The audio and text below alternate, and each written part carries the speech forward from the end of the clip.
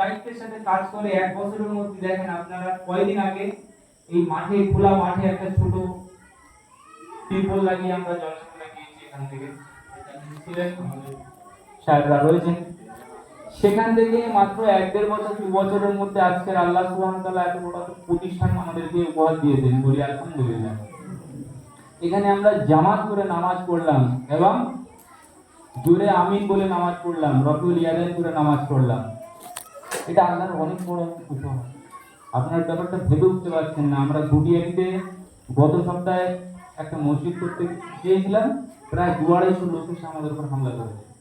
2-250 লোক এসে হামলা করেছে এবং সেখান থেকে আমরা অনেক দূর পর্যন্ত দৌড়ে পুরো মসজিদটা আমরা করে নিয়েছি আলহামদুলিল্লাহ। নামাজ এখন চালু করিনি, ওয়াক্তি হিসেবে রেখেছি, কিন্তু পুরো মসজিদটা শুরু থেকে শেষ পর্যন্ত এখন একটা মিস্ত্রি হয়েছে আলহামদুলিল্লাহ। একটা মিস্ত্রি হয়নি, নিজের ছেলেরা জানদার মেহনত করে আমরা সিমেন্টের খুঁটি পুঁতেছি, আমরা টিন দিয়ে ঘিরেছি, বাঁশ দিয়ে ঘিরেছি, পুরো উপরে সেট তৈরি করেছি এবং আমরা মাটি ফেলেছি।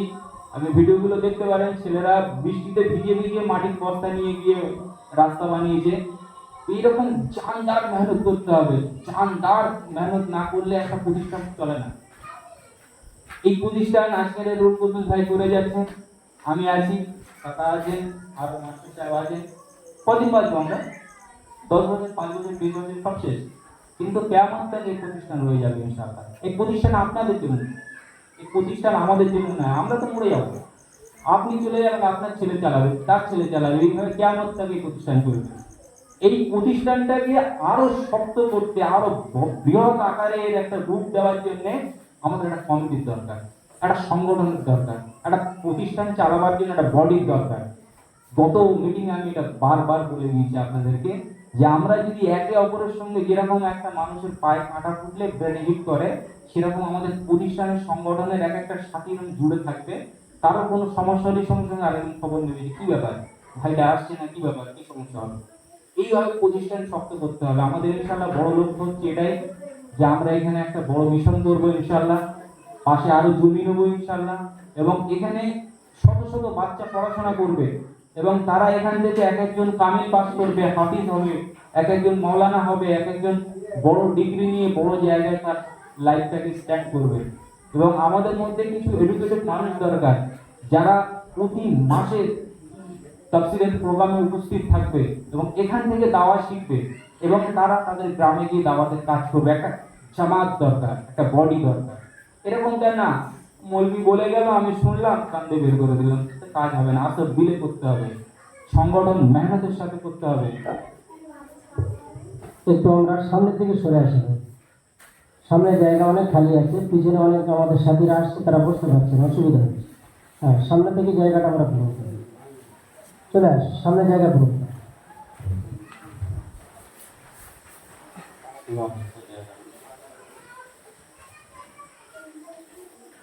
আচ্ছা, যে বিষয় নিয়ে আলোচনা করছিলাম, সংগঠন কেমন হওয়া দরকার। আপনারা অনেকে জানেন, অনেকে জানেন না, তো আমি আপনাদেরকে ছোট্টভাবে বলি। আমাদের টোটাল মুসলিম বেল্টের হেড অফ দ্য ডিপার্টমেন্ট হচ্ছে কাবা। টোটাল মুসলিম রাজ্য, মুসলিম দেশ, মুসলিম সারা পৃথিবীর মুসলিমদের হেড অফ দ্য ডিপার্টমেন্ট হচ্ছে কাবা। জামাত এমন একটা জিনিস, একটা ছোট্ট উদাহরণ দিচ্ছি, আপনি বোঝার চেষ্টা করেন। আপনাদের এলাকায় পরিচালনা কিন্তু রুহুল কুদ্দুস নদভী সাহেব। রুহুল কুদ্দুস নদভী সাহেবের সঙ্গে সম্পর্ক আমার, আমি থাকি ভুটিয়ারিতে। আমার সঙ্গে সম্পর্ক কার? আব্দুল্লাহ সালাফির সঙ্গে সম্পর্ক, আসিফুল মাদানির সঙ্গে সম্পর্ক, মতিউর রহমান মাদানির সঙ্গে সম্পর্ক, আব্দুল হামিদ মাদুনিয়াল খাইজি, যিনি কাবাতে বর্তমানে চাকরি করছেন, ওনার সঙ্গে আমার সম্পর্ক। এর নাম জামাত। যে একজনের গায়ে টাচ করলে পুরো সেন্টারে খবর চলে যায়। এর নাম জামাত নয় যে কি এলো এলো কি গেল গেল, আমার দেখার দরকার নেই, নামাজ পড়তে হয় তাই করছি, এর নাম জামাত নয়। আপনাদের প্রতিটা সমস্যা প্রতিটা সাথীর মধ্যে আলোচনা হবে ইনশাআল্লাহ, এর নাম জামাত। চাই কারণ সংসারের সমস্যা হোক, চাই কারণ অর্থনৈতিক সমস্যা হোক, চাই কারণ পারিবারিক সমস্যা হোক। অনেকে দেখবেন, অনেকে বিয়ে নিয়ে গন্ডগোল, বউ তালাক হয়ে গেছে, কোথায় যাচ্ছে? একজন বেদাতির কাছে ফতোয়া নিতে। আর আমরা, আমাদের কমিটি থাকবে ইনশাআল্লাহ, আমাদের আলেম থাকবে, আমাদের কমিটি, আমাদের ইসলাম ব্যাপারে আমাদের প্যাডে আমাদের লিখিত ফতোয়ার উপরে সে আমল করবে ইনশাআল্লাহ। আজকে আপনার বাড়িতে অর্থের সমস্যা, আমাদের জামাত, আমাদের কমিটি, আমাদের সংগঠন, আমাদের কাছে অর্থ থাকবে, আমরা সেই অর্থ তাকে ধার হিসেবে দিতে চাই, সাহায্য হিসেবে সেটা আমরা আলোচনা করতে করবো ইনশাআল্লাহ। আমাদের সংগঠনের ছেলেরা আমাদের কাছে থাকবে, আমাদের সংগঠনের ছেলেরা এটা বোঝার চেষ্টা করুন যে এই সংগঠন একদিনের জন্য নয়, এই সংগঠন এক রাতের জন্য নয়, যে আজ থেকে করলাম কাল ভেঙে দিলাম, এরকম নয়। আমার জামাত আমার শরীর খারাপ হওয়া থেকে নিয়ে কবরে যাওয়া পর্যন্ত আমার সাথ দেবে। আমার ভাই বেদাতি শেষ হয়ে যাবে কিন্তু আমার জামাতের সাথে চলবে না ইনশাআল্লাহ। এরকম মহব্বত থাকবে। আল্লাহ রহমতে আমি কাবার ইমামের পিছনে নামাজ পড়েছি, আমি মসজিদুল আকসার ইমামের পিছনে নামাজ পড়েছি, মদিনার ইমামের পিছনে নামাজ পড়েছি, এরকম বড় বড় মসজিদের ইমামের পিছনে নামাজ পড়েছি আর দেখেছি তারা সবাই আমিন আর জুড়ে নামাজ পড়েছে। এই চোখ দিয়ে দেখা আর এই আমল করা আমার দেশের মানুষের কাছে যখন বলেছি বিশ্বাস করে না। ওনার খালি স্যার তো বললাম যে আপনি গিয়েছেন এগুলো দেখেছেন, তো বললাম না। এইভাবে দাওয়াতের কাজ করতে করতে আজকে ঘুটির প্রায় আমাদের 150-200 কাছাকাছি সাথী হয়ে গেছে। পুরো মাঝের এলাকার উপরে একটা মসজিদ আছে, হালদাপাড়া মসজিদ, ওখানে আমরা প্রায় 40-45 জন ডেলি 5 ওয়াক্ত নামাজ পড়ি। কিন্তু আমাদের পরবর্তী টার্গেট হচ্ছে ওই মসজিদটাই হয়তো চায় আমাদের হয়ে যাবে, ওই জন্য আমরা ওই হোটেল সুপার টাউনের উপরে মসজিদ করি। তো মাখালতলা যেখানে মুফতি মুয়াজ্জিন সাহেবের বাড়ি, ওখানে আমরা একটা মসজিদের কাজ করছি। তো আমাদের ওখানে মসজিদ করা থেকে নিয়ে এই পর্যন্ত সত্যি কথা বলছি, আমরা এখনো পর্যন্ত কোনো জায়গায় 1 টাকাও চাঁদা তুলিনি। মৌখালিতে মনে হচ্ছে 1005 টাকা চাঁদা পেয়েছিলাম, তাছাড়া আমরা কোনো চাঁদাও তুলিনি। তার কারণ আমাদের প্রতিটা সাথী আমরা ব্যবসায়ী এবং আমরা প্রতি মাসে 500, 1000, 2000 টাকা করে এক জায়গায় ফান্ড করে জমা নিই এবং সেই জমানো টাকা দিয়ে আমরা বাস কিনি, খুঁটি কিনি, কাজ করি। নিজের কাজ নিজের মনে করে করতে হবে, জামাতের কাজ নিজের মনে করে করতে হবে, সংগঠনের কাজ নিজের মনে করে করতে হবে। আর কেউ যদি ফায়দার জন্য করে, যেমন উদাহরণস্বরূপ কোনো সাথীকে বললাম যে ভাই এখানে একটু মাটি কেটে দাও, সে মাথা চুলকাচ্ছে আর মনে মনে করছে ক টাকা দেবে, কারণ তার পেটের সমস্যা তো।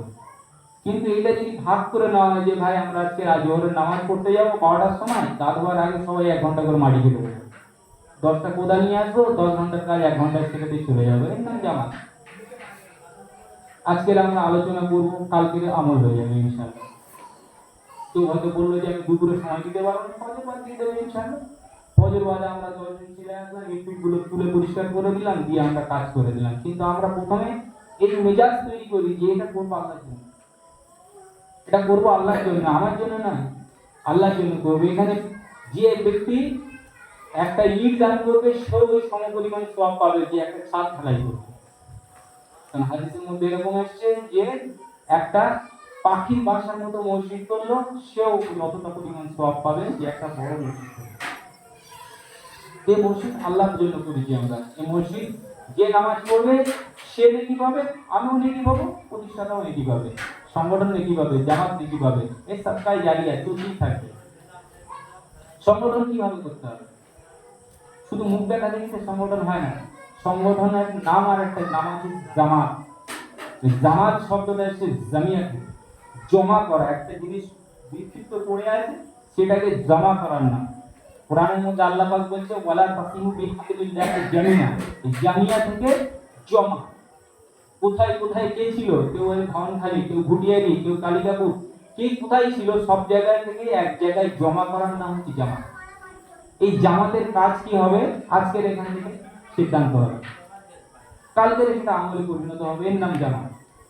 আজকের একটা জিনিস চিন্তা করে দেখেন, আমাদের দিনী ভাই যারা তবলিগী ভাই, নিজামুদ্দিন মার্কাজ থেকে ওখান থেকে একটা আকাবির বলে দিল যে এটা কালকে করতে হবে, 24 ঘন্টার মধ্যে সেটা শুরু হয়ে গেল কাজ করা। কিন্তু আমাদের এখানে কি হয়, দেখছি হচ্ছে, করছি, করি, এভাবে সংগঠন চলে না ভাই। এই মানুষটার দিকে আমি তাকিয়ে বলছি, যেখান থেকে নিয়ত করা হয়েছে যে এখানে একটা প্রতিষ্ঠান হবে, সেখান থেকে ওনার রাতের ঘুম চলে গেছে। আমি তো ওনার সঙ্গে বেশি সময় কাটাই বাইরেতে, এত ফোন করে, এত ফোন করে, এত মেসেজ করে যে ওনার ঘুম চলে গেছে। তো আমি ইনশাআল্লাহ ওনার সব সময় সাথ দিই এবং আমি চেষ্টা করি যে আমি যদি কিছু করতে পারি আমার খবরে আমার জন্য ভালো। তো এই সংগঠনটা একটা মজবুত সংগঠন করতে হবে, আর আমাদের এই মজবুত সংগঠন ইনশাআল্লাহ আগামী দিন এখানে মার্কাজ তৈরি হবে। আগামী দিন ইনশাআল্লাহ এখানে বড় একাডেমি তৈরি হবে। আগামী দিন ইনশাআল্লাহ এখানে বড় একটা প্রতিষ্ঠান তৈরি হবে। তো আমরা যদি মনে করি যে আমার আহলে বায়তের জন্য আমি কিছু করব, আমি যদি মনে করি যে আমার পরিবারের জন্য কিছু একটা করব, আমি যদি মনে করি আমার প্রতিবেশীর জন্য কিছু একটা করব, তাহলে আপনি সংগঠনে জুড়ে যাবেন। দিল থেকে কাজ করেন, জান দিয়ে কাজ করেন, ইনশাআল্লাহ কাজের ফল পাবেন। আর যদি মনে করেন যে কি হবে করে, অলসতা যদি করেন কি হবে করে, কোনো ফল পাবেন না। তার কারণ মানুষের নিয়তি সব থেকে বড় কথা। একটা হাদিসে এসছে, ছোট্ট হাদিস পড়তে হচ্ছে, বলছে ইন্নামাল আমাল বিনিয়াত। একজন মানুষ নিয়ত করলো আর সে করলো না, নিয়ত করলো যখনই ফেরেশতারা তখন থেকে আমল লেখা শুরু করে। করলো না, না করেই মারা গেল, কিন্তু তার আমল নামে সেটা উঠে গেল। আর করবো বলে করলো না, যতক্ষণ পর্যন্ত করলো না ততক্ষণ পর্যন্ত নিয়ত নেকে লিখতে থাকা।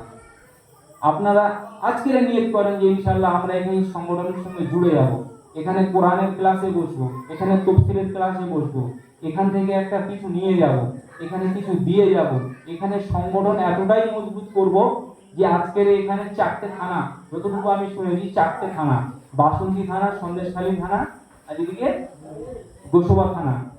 এই 4টে থানা থেকে যদি 10 জন করে উঠে আসে, 40 জনের একটা বডি তৈরি হবে। যদি 40 জনের বডি তৈরি হয়, ইনশাআল্লাহ আগামী বছর আমরা এখানে ইজতেমা রাখতে পারবো। একটা ইজতেমা অন্তত 1 লক্ষ মানুষ জমা হবে ইনশাআল্লাহ। 1 লক্ষ মানুষের কাছে বার্তা যাবে যে আজকে দক্ষিণ 24 পরগনার একদম শেষ সীমানা থেকে আমরা একটা সংগঠন তৈরি করেছি এবং এই সংগঠনে আমরা এই কাজ করছি। তখন আপনার পয়সা কে খাবে? আপনার পয়সা রাখার জায়গা থাকবে না। চারিদিক থেকে মানুষ আটানা 1 টাকা 2 টাকা 5 টাকা করে যদি দেয়, বস্তা বস্তা টাকা আসবে। গন্ডগোলটা তখনই। এই জন্য আমাদের কমিটি করতে হবে, সংগঠন করতে হবে, একটা ক্যাশিয়ার রাখতে হবে, সৎ তাকওয়া পরিষ্কার নেককার ব্যক্তি, এমন ব্যক্তিকে রাখতে হবে যার কাছে সবসময় কাচের মতন পরিষ্কার থাকতে হবে, সাদা দুধের মতো আপনার কাছে হিসাব থাকবে। গত সপ্তাহ কথা বলছি, আমরা হঠাৎ রুল কুদ্দুস ভাই আর আমি মুর্শিদাবাদে কালেকশন করতে গিয়েছি।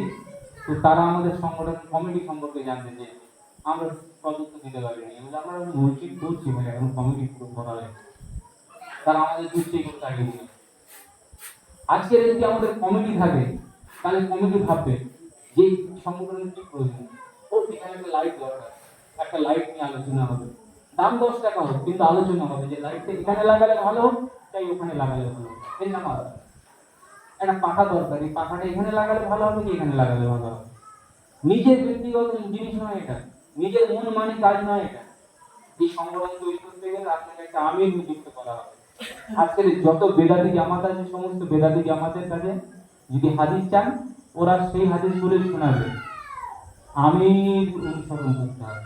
এই আমির অনুসরণ করার ক্ষেত্রে যে ভুল বার্তা আমাদের কাছে পৌঁছে দেওয়া হয়েছে, সেই ভুল বার্তাতেই আমরা জীবনযাপন করছি। আমির সংগঠনিক হতে হবে, রাষ্ট্রের আমির না, সংগঠনের আমির। সংগঠনে কি করবে, সে ভালো আর মন্দটা সিদ্ধান্ত নিয়ে আপনাদের কাছে ছেড়ে দেবে, আলোচনা থেকে যেটা উঠে আসবে সেটাই কাজ করা হবে। একটা ভালো ক্যাশিয়ার হলো, একটা সেক্রেটারি হলো, একটা সভাপতি হলো, কিন্তু কর্মী দরকার, যারা একনিষ্ঠ কর্মী হবে, যারা দিন রাত জান দিয়ে মেহনত করে কাজটাকে আঞ্জাম দেবে, এর নাম জামাত। আজকের আমাদের জামাতের ছেলেপুলেদের আমরা ভর্তি করছি কোথায়, একটা হিন্দুদের স্কুলে, একটা খ্রিস্টানের স্কুলে, একটা বেদাতিদের স্কুলে। সেখানে সকালবেলা থেকে তারা বেদাত শুরু করে দিয়েছে। আমার নিজের ছোট ছেলে রেজওয়ান নাম, তো আমি ওখানে আমার একটা ভালো স্কুলে ভর্তি করলাম। সে দেখি সকালবেলা গিয়ে ওই গসপেলের একটা কোট পড়ে আর ওরা ওই শুরু করছে। তো এসে বাবা আমার বললো, বাবা এরকম ওরা সকালবেলা জিসাস ক্রাইস্টের একটা মন্ত্র পড়ে আর ওরা শুরু করে দেয় স্কুল। আমি ওই স্কুলে যাবো, ওকে স্কুলে নিলাম, নিয়ে সরল পদে দিলাম, ওখানে সূরা ফাতিহা দিয়ে শুরু করা হয়। স্কুলের যে শুরুটা সূরা ফাতিহা দিয়ে করা হয়। তো ছেলেদেরকে এইভাবে ট্রেনিং করতে হবে ইনশাআল্লাহ। আমাদের ছেলে আমাদের প্রতিষ্ঠানে পড়বে, আমাদের মেয়ে আমাদের প্রতিষ্ঠানে পড়বে, তার জন্য প্রতিষ্ঠানের প্রয়োজন আছে না ভাই? আজকের দক্ষিণ 24 পরগনা কটা প্রতিষ্ঠান আছে আমি বলুন? বারুইপুর খোদার বাজারে আমি লড়াই করে তেলিমুল্লাহ ভাইয়ের সঙ্গে, তারপরে ওই মহিলাদের মাদ্রাসা করিয়েছি। কাসেম ভাইয়ের সঙ্গে, তৈব ভাইয়ের সঙ্গে লড়াই করে আজকে মাদ্রাসা করিয়েছি। আজকের এই সমস্ত জেলাতে আমি যাই, একটা জেলা শুধু বাদ পড়ে গেছে, সেটা হলো দক্ষিণ চব্বিশ পরগনা। প্রতিষ্ঠান নেই। আপনি আমার সঙ্গে চলেন মুর্শিদাবাদে, পা গুনতে পারবেন না প্রতিষ্ঠান, পা গুনতে পারবেন না স্কুল মাদ্রাসা মডেল স্কুল মাদ্রাসা মডেল স্কুল। আর ওখানে বাচ্চারা ছোটবেলা থেকেই জেনে যায় কোনটা হারাম কোনটা হালাল, কোনটা শীত কোনটা বিদায়। কিছু হোক না হোক ওরা সঙ্গে সঙ্গে এটা বলে দেবে যে এটা ঠিক নয় ভাই। কিছু মানুষ অপরাধ করবে, এটা তো স্বাভাবিক, কিন্তু তাদের দেখে পুরো সমাজটার বিচার করা যাবে না। আজকের আমাদের ছেলেরা আজকের তৌহিদ কি জানে না, আমাদের ছেলেরা আজকের শিরক কি জিনিস জানে না, বিদআত কি জিনিস জানে না, সহি সুন্নাহ কি জিনিস জানে না। কারোর গলায় তাবিজ বাঁধা, কারোর হাতে ডোর বাঁধা, কারোর কোমরে তাগা বাঁধা, কারোর মাথায় টিপ বাঁধা। আজকের আমাদের ছেলেরা এখান থেকে যখন ট্রেনিং পাবে, যখন দাওয়াত পাবে, তারা মাঠে যখন ছুটবে, এক একজন এক একটা প্রতিনিধির মতন, এক একজন একটা প্রতিনিধির মতন সে যেখানে যাবে, বাজারে মাল কিনবে, কেনার সময় সে একটা হাদিস শুনিয়ে দিয়ে চলে আসবে। দর্জির কাপড় সেলাই করবে, একটা হাদিস শুনিয়ে দিয়ে চলে আসবে। সেও ভাবতে থাকবে যে এই ছেলেটা ঠিকই তো বলছে। ছোট ছোট হাদিস, কমপক্ষে একজন মুমিন ব্যক্তি 40টা হাদিস কন্টিনিউ মনে রাখা দরকার। করা হাদিস মনে রাখবে না, 40টা হাদিস মনে রাখতেই হবে যদি মুসলমান বলে আমি পরিচয় করি। 10টা 12টা সূরা আমাদের শিখতেই হবে যদি 5 নামাজি বলে নিজেকে পরিচয় করি। কজন মানুষ আমরা সূরা শিখছি, কজন মানুষ আমরা হাদিস শিখছি। তো আমাদের শেখার একটা আল্লাহ দরিয়া করে দিয়েছে এই প্রতিষ্ঠান। এখানে আমরা আমাদের ছেলেদের দিয়ে মক্তব চালু করবো ইনশাআল্লাহ। এখানে আমাদের ছেলেদের দিয়ে একটা বিশাল বড় চিন্তা ভাবনা আছে। আপনারা আগে কমিটিটা মজবুত করেন, ধাপ ধাপ ধাপ ধাপ করে আমরা এগোবো ইনশাআল্লাহ। আমাদের পরবর্তী যে আলোচনা হবে কি করে হবে, সাধী নাই। আজকে একটা সাধীকে যদি বলি ভাই আজকে আমার সঙ্গে তো দিল্লি যেতে হবে, সবাই বলবে ভাই সময় নেই, সবাই বলবে ভাই আমার সমস্যা আছে। আচ্ছা এখানে কলকাতা পর্যন্তই চলো, তো যাওয়ার আগেই বলবে ভাই ক টাকা দেবে। কারণ আমাদের মাইন্ড সেট হয়ে গেছে টাকা রোজ দিন রাত, যে আজকে যাবো আজকে ফিরবো মানে 500 টাকা তো লাগবেই। কিন্তু এই 500 টাকা যদি আমি আল্লাহর জন্য করি, দেখা যায় যে সারাদিন আমি কোনো একদিন শরীর খারাপ হলো, সারাদিন শুয়ে আছি, 30 দিনের মধ্যে 2-3 দিন তো আমরা এমনি ছুটি পাই, 4 দিন ছুটি পাচ্ছি এমনি। আর যদি একদিন আল্লাহর রাস্তায় লাগাই তো পরের দিন আমরা মনে করছি যে আমার দিনটা নষ্ট হয়ে গেল।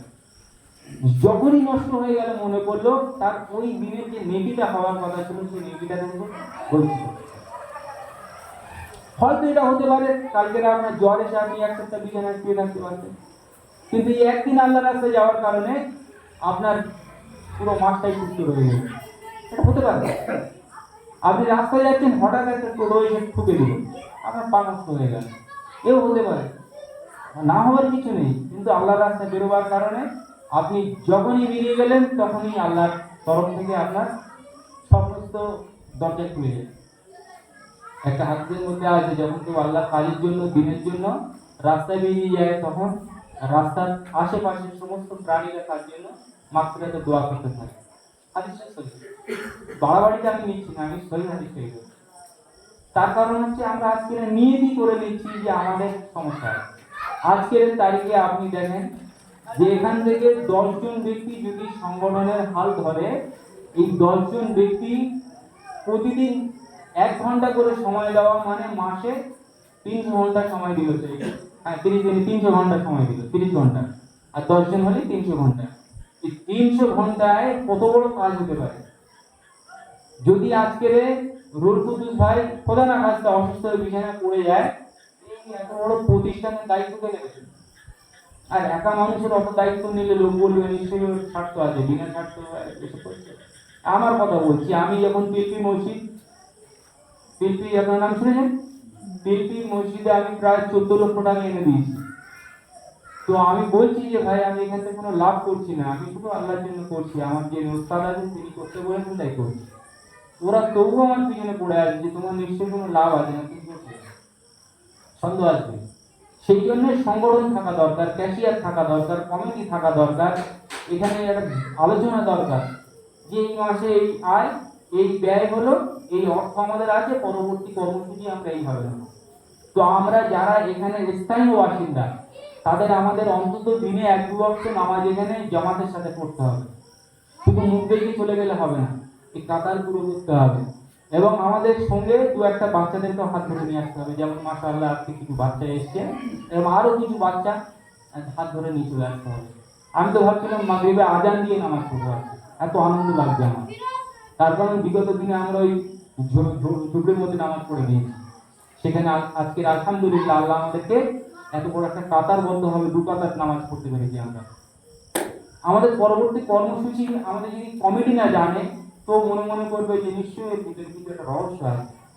এত হাফেজ সাহেব কাউকে কিছু বলে না, নিজের মতন কাজ করছে, কখনো এখানে খাম্বা খুলে দিচ্ছে, কখনো ওখানে গাড্ডা খুলে দিচ্ছে, কখনো ওখানে মাটি খুলে দিচ্ছে, আমাদের সঙ্গে কিছু বলে না।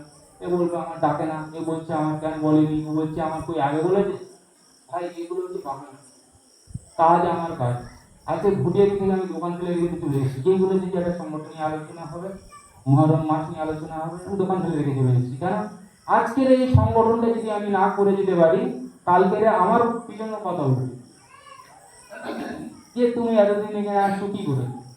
তাই তো আজকের আমাদেরকে দেখতে হবে, যেভাবে আল্লাহ রসুল সাল্লাল্লাহু আলাইহি সাল্লাম মদিনাতে প্রবেশ করলেন, একদিক থেকে মজুসিদের ডাকলেন, একদিক থেকে খ্রিস্টানদের ডাকলেন, একদিক থেকে আনসারীদের ডাকলেন, একদিক থেকে মুহাজিরদের ডাকলেন, ডেকে একটা মশওয়ারা করলেন। করেছেন? আলোচনা হচ্ছে এটাই যে আমরা যারা মদিনাবাসী, আমরা মদিনাতেই থাকবো, এখান থেকে আমরা কেউ বাইরে যাব না। বাইরে থেকে যদি কেউ আমাদের উপরে আক্রমণ করে, তখন আমরা কেউ দেখবো না যে কে ইহুদি আর কে খ্রিস্টান আর কে মজুসি আর কে কি, আমরা সবাই মিলে তার উপরে আক্রমণ করবো ইনশাআল্লাহ। সবাই হাত তুলে, সবাই হাত তুলে। যদি আমাদের মধ্যে থেকে কেউ হত্যা হয়ে যায়, সেই যে ব্যক্তি হত্যা করলো তার কাছ থেকে পুরো ক্ষতিপূরণ আদায় করা হবে। আলোচনা হচ্ছে, মাসওয়ারা হচ্ছে। যদি আমাদের মধ্যে কেউ অসহায় হয়ে মারা যায়, তো আনসাররা মুহাজিরদের সাহায্য করবে, মুহাজিররা আনসারদের সাহায্য করবে। কারোর খাবার না থাকলে খাবার পৌঁছবে, কারোর যদি বিধবা থাকে কেউ বিবাহ করবে, কারোর বাচ্চা থাকলে সে দত্তক নেবে। এইভাবে একটা জামাত তৈরি হয়, এইভাবে সংগঠন তৈরি হয়।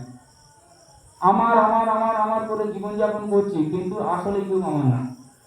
এই সংগঠনের সঙ্গে আপনি যখন জুড়ে থাকবেন, আপনার প্রতিটা মুহূর্তের খবর আপনার প্রতিটা সাথীর কাছে পৌঁছে যাবে।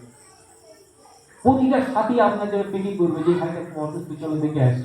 আরে কোনো অসুবিধা হবে না, আমরাই হসপিটালে নিয়ে যাবো, চলো ইনশাআল্লাহ, আমরাই গাড়ি বুকিং করবো, আমরাই যাবো। এইভাবে জামাতের সঙ্গে জুড়ে থাকলে অনেক সুবিধা পাওয়া যাবে ইনশাআল্লাহ। আজকের আপনার বাচ্চা যদি এখান থেকে পড়াশোনা করে, 10 জন ব্যক্তির মধ্যে 2টো বাচ্চা দেখা যাচ্ছে এতটাই দুর্বল, তার বাবা মার ক্ষমতা নেই যে 500 টাকা অন্তত বাচ্চাটার অন্তত মাসিক খরচ মাদ্রাসার দেবে। সংগঠনে থাকলে তখন এই 10 জনের মধ্যে থেকে আমরা কথাটা চালিয়ে দিতে পারবো যে 2টো বাচ্চা আছে, একটু মেনটেন্স কিভাবে করা যায়। যেমন আমরা সরল পথে এবং অন্যান্য জায়গায় করি, যে আপনার 3,000 টাকা মাসে দিতে হয়, আপনি ইনশাআল্লাহ 200 টাকা বেরিয়ে দেবেন। ওই 200 টাকা করে 10 জনের কাছ থেকে তুলে নিয়ে 2000 টাকা একটা বাচ্চার মাসে চালিয়ে দেওয়া হবে। আব্দুল্লাহ সালামি সাহেব এবং আমরা বিভিন্ন মসজিদে মাদ্রাসাতে এরকম পলিসি করে প্রায় ধরেন 100 বাচ্চার মধ্যে 20-25টা বাচ্চা নিয়ে যায়। সমস্যা আর কি করা যাবে। ওই বাচ্চা কিছুদিন পরে পড়াশোনা করে আলহামদুলিল্লাহ, আমার জানাশোনা 5টা ছেলে আছে, তারা এমবিবিএস ডাক্তার হয়েছে, কেউ ইঞ্জিনিয়ার হয়ে গেছে। তারা প্রতি মাসে তাদের চাকরি থেকে 2,000-5,000 টাকা করে প্রতিষ্ঠানে দেয়। ভাবতে পারেন আপনি যাদের তৈরি থেকে করে যাচ্ছেন, এরা একটা রত্ন। আজকের একটা বাচ্চা যদি পিছনের ইতিহাস মনে করে যে আজকের আমার আব্বা নেই, আমার মা নেই, আমার এই সংগঠন থেকে পড়াশোনা করা, খরচা হয়ে বড় হওয়া, আজকের ইনশাল্লাহ আমি যতটুকু ইনকাম করব 1 টাকা হলেও এই প্রতিষ্ঠানে করবো। এইভাবে যখন নিজের মনে করবে, এই প্রতিষ্ঠান অনেক বড় জায়গায় চলে যাবে। আপনি আমার সঙ্গে একদিন চলুন ঘুরে আসি কিষানগঞ্জে। কিষানগঞ্জ মতিউর রহমান মাদানী সাহেবের ওখানে জামিয়া সালাফিয়া, ওখানে একটা বড় মাদ্রাসা আছে, তাওহীদ এডুকেশন ওয়েলফেয়ার ট্রাস্ট। প্রথমে ওনারা জমি নেন 20 বিঘে, আজকের ওনাদের জমি 300 বিঘে। 300 বিঘে জমির উপরে 2,500 ছাত্র পড়ছেন, এবং আজকের তারিখে ভারতবর্ষের সব থেকে বৃহত্তম ইউনিভার্সিটি ইমাম বুখারী ইউনিভার্সিটি। আমি গিয়ে দেখে এসেছি, আমার ছেলেও পড়েছিল কদিন আগে, এবং আমার অনেকগুলো ছেলে আছে ওখানে, ওখানে আমরা যাওয়া আসা করি। তো আজকের ওই ইমাম বুখারী ইউনিভার্সিটিটা ওই মতিউর রহমান মাদানী উনি নিজে করেনি। এত বড় করতে করতে এমন একটা জায়গায় চলে গেছে যে বিহার সরকার পর্যন্ত ওতে 4 কোটি টাকা দান করেছে। এবং কদিন আগে মৌলানা মারুফ সাহেব সাহেবের মসজিদে এসেছিলেন মতিউর রহমান মাদানী, আমি তাকে নিয়ে গেছিলাম। উনি বলছেন যে এই মুহূর্তে আমাদের শুধু টেবিল চেয়ার বানাতে হবে 3.5 লক্ষ টাকা, 3.5 লক্ষ টাকা টেবিল চেয়ার বানাতে হবে। এবারে আরেকটা ওনারা প্রসেস করেছেন, একটা মানে প্ল্যান করেছেন যে ইউনিভার্সিটি তো অনেক বড়, এর খরচাও অনেক, তাহলে ওই ইউনিভার্সিটি চলবে কি করে? ওর সামনে 50 বিঘে জমি রয়েছে। তো ওনারা ফের একটা প্ল্যান করলো যে ওই 50 বিঘে টোটালটাই ফ্ল্যাট করে দেবে এবং ওই ফ্ল্যাটের যে ভাড়া উঠবে সেই ভাড়া ইউনিভার্সিটি চলবে, কারো কাছে চাঁদা করতে হবে। কথা বুঝে আসছে? জামাত যখন থাকবে, সংগঠন যখন থাকবে, এইভাবে আলোচনা হবে আর এইভাবে একটা রাস্তা বেরোবে। ব্যক্তিগত জিনিস নাই যে আমি মনে করলাম এখানে একটা খাম্বা খুলে দিলাম, যেটা বললাম আমি মনে করলাম যে এখানে একটা গাড্ডা খুলে দিলাম, এইভাবে কাজ হবে। কাজ করতে গেলে আলোচনা ভিত্তিক করতে হবে, কাজ করতে গেলে সংগঠন ভিত্তিক করতে হবে, কাজ করতে গেলে জামাতের মতো করে করতে হবে, নিজের মতো করে করা যাবে না। ঠিক বলছি না? নিজের মতো করে যখন করবো তখন ভুল হবে, নিজের মতো করতে হবে না। আজকের এই জিয়াউল ভাই এখানে এসছেন, এইরকম বাহাদুর জাবাজ সাথী এখানে সব সময় যেন 10-20টা দরকার, যারা মুহূর্তের মধ্যে ছড়িয়ে পড়বে বিভিন্ন জায়গায়, তাদের একটা উদ্দেশ্য দেওয়া হবে। আজকের হঠাৎ ভাঙনখালিতে একটা বড় জলসা হবে, ভাইরা ছোট্ট জামাত, একা মানুষ কি করবে বুঝতে পারছেন? এখানে আসুন, জামাতের সঙ্গে আলোচনা করুন যে ভাই ওখানে একটা অনুষ্ঠান করবো, একটা প্রোগ্রাম করবো, আমাদের ওখানে দরকার আছে, কিভাবে করা যায়? আমরা দুটো বক্তাকে তুলে নিয়ে চলে আসলাম, যেখান থেকে হোক আমরা মুহূর্তের মধ্যে বিনা পয়সা তুলে নিয়ে চলে আসবো এবং আপনার এলাকায় 1 বস্তা চাল, 1 বস্তা আলু, 1 বস্তা ডাল কালেকশন করে দিয়ে দেবো। এই ভাই সামনে বলছি রমজান মাসে ভাই বলছি ইফতারি দেবো, আমি বলছি ইফতারি দেবেন, কিভাবে দেবেন, কোথায় পাবেন? সঙ্গে সঙ্গে বারুইপুরের সাজ্জাদ ভাইকে বললাম যে ভাই আপনি 1 বস্তা তোলা তুলে দেন, 1 বস্তা চিনি তুলে দেন। আমি দিলাম হোটেলে থেকে 1 বস্তা চিনি তুলে দিলাম, 1 বস্তা ডাল তুলে দিলাম, 1 বস্তা খেজুর তুলে দিলাম। এইভাবে পুরো টোটো গাড়ি ভর্তি করে পাঠিয়ে, এইভাবে যে আমাদের কাজ হয় যে ভাইয়ের কোনো অনুষ্ঠান হবে কি করতে হবে, এইভাবে করতে হবে। হঠাৎ একটা মেয়ের বিয়ে হবে, আজকাল দিনে রাস্তায় ভিক্ষা করে মেয়ের বিয়ে দেওয়াটা একটা কি বলবো পেশা হয়ে গেছে, যার কারণে মোমেন ইমানদার ব্যক্তির কাছে এটা লজ্জাজনক ব্যাপার যে লোকের দোকানের সামনে গিয়ে দাঁড়িয়ে থাকবে যে ভাই আমার মেয়ের বিয়ে দেবো, বলতেই লজ্জা লাগবে। সেই জন্য কি করবো, জামাতের কাছে আসবো, আমার সংগঠনে বলবো যে ভাই আমার মেয়ের বিয়ে দেবো, কি করা যায়? তখন বিয়ের ইমাম আমাদের থাকবে, বিয়ের খরচা আমাদের ছেলেপুলেরা করবে। সংগঠন থেকে যখন কাজ হবে সম্মানের সাথে হবে, জানতে হবে, দিলসে হবে। কথা বুঝতে পারছি? আজকের আমাদের বাড়িতে যে কোনো সমস্যা আসতেই পারে, আজকের কার কাছে বিচার দেবে? আমার নিজের ছোট ভাইয়ের কথা বলছি। আমার ছোট ভাই একবার ওর বউর সঙ্গে ঝগড়া করেছে, তো ঝগড়া করার পরে বিচার দিয়েছে কার কাছে? লালবাবু আর মুন্নার কাছে। দুজনেই দাঁড়িয়ে মুখে, দুজনেই বেনামাজি আর দুজনেরই মুখে দাঁড়িয়ে, আর দুজনেরই কোরআন হাদিসের কোনো জ্ঞান নেই। তো যখন আমি ওদের সামনে 10 মিনিট কথা বললাম, ওরা সব মুখ চুপ হয়ে গেল। হয়ে যাওয়ার পর থেকে আমার ছোট ভাই এসে আমার কাছে ক্ষমা চাইতে বলে, ভাই দাদা আমি আর কোনোদিন আমাদের ফ্যামিলি ম্যাটারে বিচার দেবো না। ওরা বিচার করবে যাদের ইসলামের কোনো জ্ঞান নেই, যারা কোরআন হাদিসের কিছু জানে না, তাদের কাছে বিচার দেবো।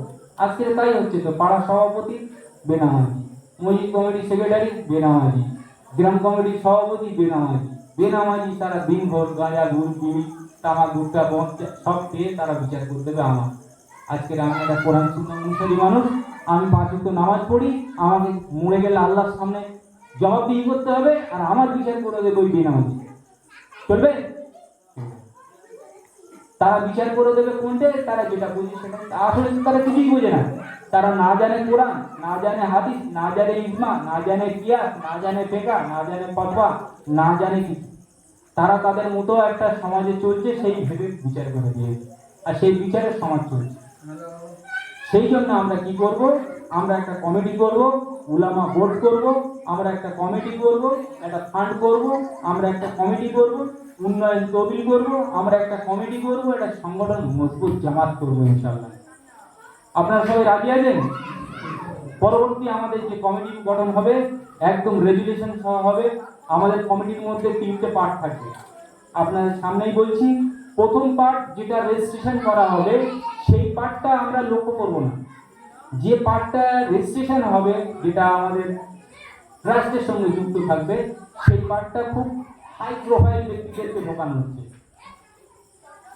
আমি ছোট করে দিই, সেই হাই প্রোফাইল ব্যক্তিদের মধ্যে আমরা নাক গলাবো না, তার মানে ওদেরকে কাজ নিতে হবে। কথা বুঝে আসছে? দ্বিতীয় যে কমিটিটা হবে সেটা হচ্ছে মসজিদ কমিটি, তৃতীয় যে কমিটিটা হবে সেটা হচ্ছে মাদ্রাসা কমিটি, চতুর্থ যে কমিটি হবে টোটাল ডেভেলপমেন্ট কমিটি। ডেভেলপমেন্ট কমিটিতে তারাই থাকবে যারা আলিম, মাস্টার, প্রফেসর, হাজি সাহেব, গাজী সাহেব, একটু মিডিয়াম লেভেলের মানুষ। আমার কথা বুঝতে পারছি? এইবারে আমাদের এখানে মসজিদ কমিটির কাজ মসজিদ নিয়ে তারা ভাববে, তারা মাদ্রাসা না করাবে। মাদ্রাসা কমিটির কাজ মাদ্রাসা নিয়ে ভাববে, মসজিদ না করাবে। আবার যখন দুজনের সমস্যা হবে তখন ওই বড় কমিটির কাছে আসবে, যারা চেয়ারপারসন তাদের কাছে এসে আলোচনা করবে যে এই সমস্যাটা কিভাবে মেটানো যাবে। ঠিক আছে ইনশাল্লাহ? তাহলে আমরা যখন সংগঠন মজবুত করব, ফায়দা কটা হবে? প্রথম ফায়দা হবে যে আমরা বেদাতির মুখোমুখি হব না। দ্বিতীয় ফায়দা কি হবে? কোনো বেদাতির দ্বারস্থ হব না। চতুর্থ ফায়দা কি হবে? যে আমাদের সন্তানরা সুশিক্ষা লাভ করবে এখান থেকে। ঠিক আছে ইনশাল্লাহ?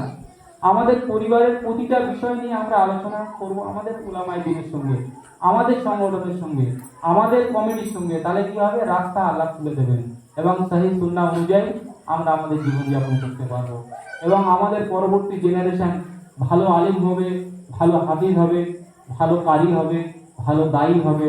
আমি তো চাইবো বেশি দায়ী হয়ে যায়। তাহলে 10টা হাফেজের থেকে একটা দায়ী বহুত জরুরি। একটা দায়ী থাকলে পুরো এলাকা ফাটাফাটি হয়ে যাবে। ব্যাপারটা ভালো করে বোঝার চেষ্টা করেন। একজন দায়ী যদি একটা এলাকায় যায়, সেই এলাকায় একটা জামাত বানিয়ে নেবে। আর একজন হাফেজ যদি এলাকায় যায়, তার দ্বারা অতটা কাজ হবে না যতটা একটা আলেমের দ্বারা কাজ হবে, একটা দায়ীর দ্বারা কাজ হবে। এই জন্যে আমরা আমাদের ঘরে কোরআনের আলোচনা করব, হাদিসের আলোচনা করব, মসজিদে কোরআনের ক্লাসে আসব এবং আমাদের এখানে যাতে খুব দ্রুত একটা উন্নয়ন নিয়ে এসে যায়, খুব দ্রুত যাতে একটা সংগঠন তৈরি করে সেটা বাস্তবায়ন করা যায়, তার জন্য আমরা মাসিক প্রোগ্রাম, বারবার আমি রুল ভাইকে বলছি, আপনাদেরকেও বলছি যে এই মসজিদটা কোন রকম একটু রাত ঢালাই হয়ে গেলেই প্রতি ইংরাজি মাসের প্রথম সপ্তাহ কিংবা বাংলা মাসের প্রথম সপ্তাহ কিংবা আপনার সুবিধা অনুযায়ী, গ্রামের সুবিধা অনুযায়ী একটা দিন বেছে নেন।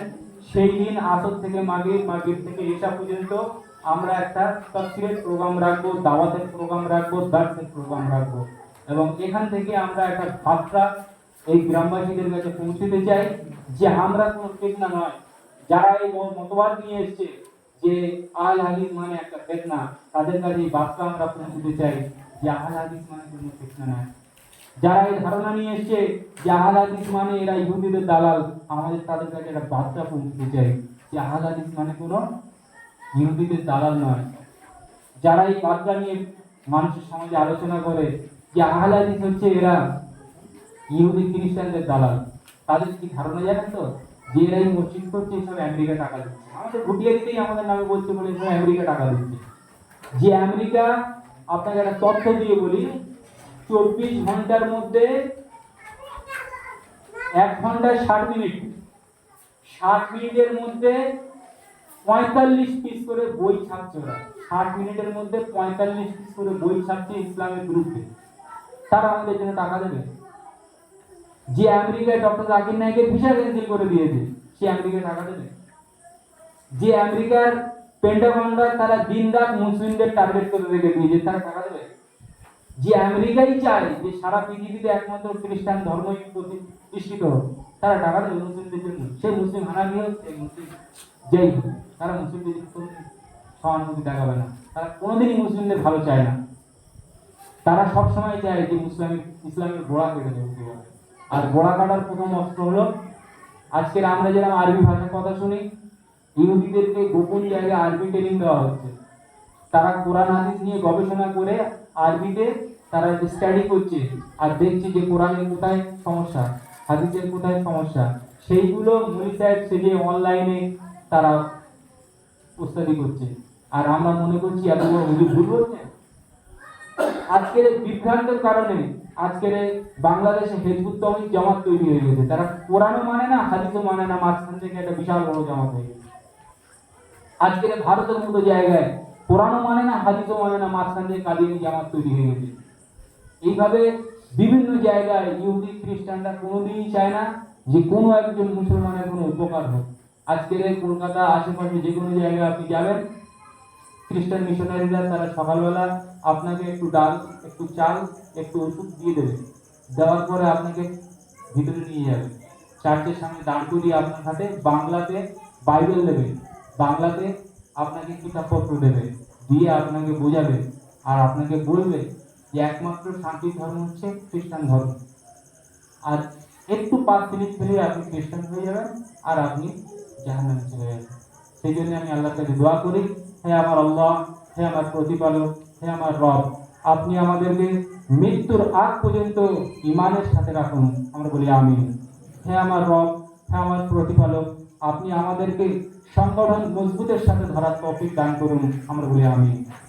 হে আমার রব, হে আমার প্রতিপালক, হে দয়াময়, আপনি আমাদের উপরে এত বড় দয়া করেন, এত বড় ইহসান করেন, যাতে আমরা এখানে যে স্বপ্ন দেখেছি আমরা যে এখানে একটা প্রতিষ্ঠান করব, এখানে একটা মিশন করব, এখানে একটা জামাত তৈরি হবে, আপনি আমাদের জন্য রহমতের বর্ষা বর্ষে দিন, যাতে আমরা মৃত্যুর আগে আগে পর্যন্ত খুব দ্রুত গতিতে এখানে একটা বড় প্রতিষ্ঠান করতে পারি এবং আমাদের সন্তানদেরকে আমরা সুশিক্ষা দান করতে পারি এবং এমন একটা প্রতিষ্ঠান করতে পারি যেটা আপনার এবং আপনার রসুলের তরিকা অনুযায়ী চালাতে পারি এবং আমরা চলতে পারি। এই বলে আমি আমার সংক্ষিপ্ত বক্তব্য এখানে শেষ করছি। ওয়া আখির দাওয়ানা আনিল হামদুলিল্লাহ রাব্বিল আলামিন। আসসালামু আলাইকুম।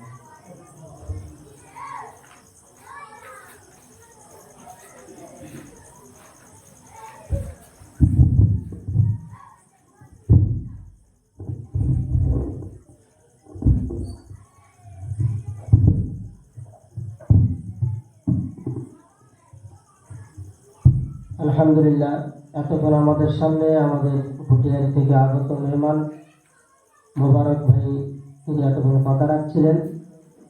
আমরা বুঝতেই পেরেছি যে সংগঠনের উপকারিতা এবং সংগঠনের প্রয়োজনীয়তা, এবং তিনি যে আলোচনা করেছেন এটাও আলোকপাত করেছেন যে আমাদের একসঙ্গে একতাবদ্ধ হয়ে চলার মধ্যে কি ফায়দা আছে আর কি উপকারিতা বা অপকারিতা সবটাই তিনি তুলে ধরেছেন। এখন মূল বিষয়গুলো নিয়ে আলোচনা করার জন্য আমি আপনাদের সামনে দণ্ডায়মান হয়েছি।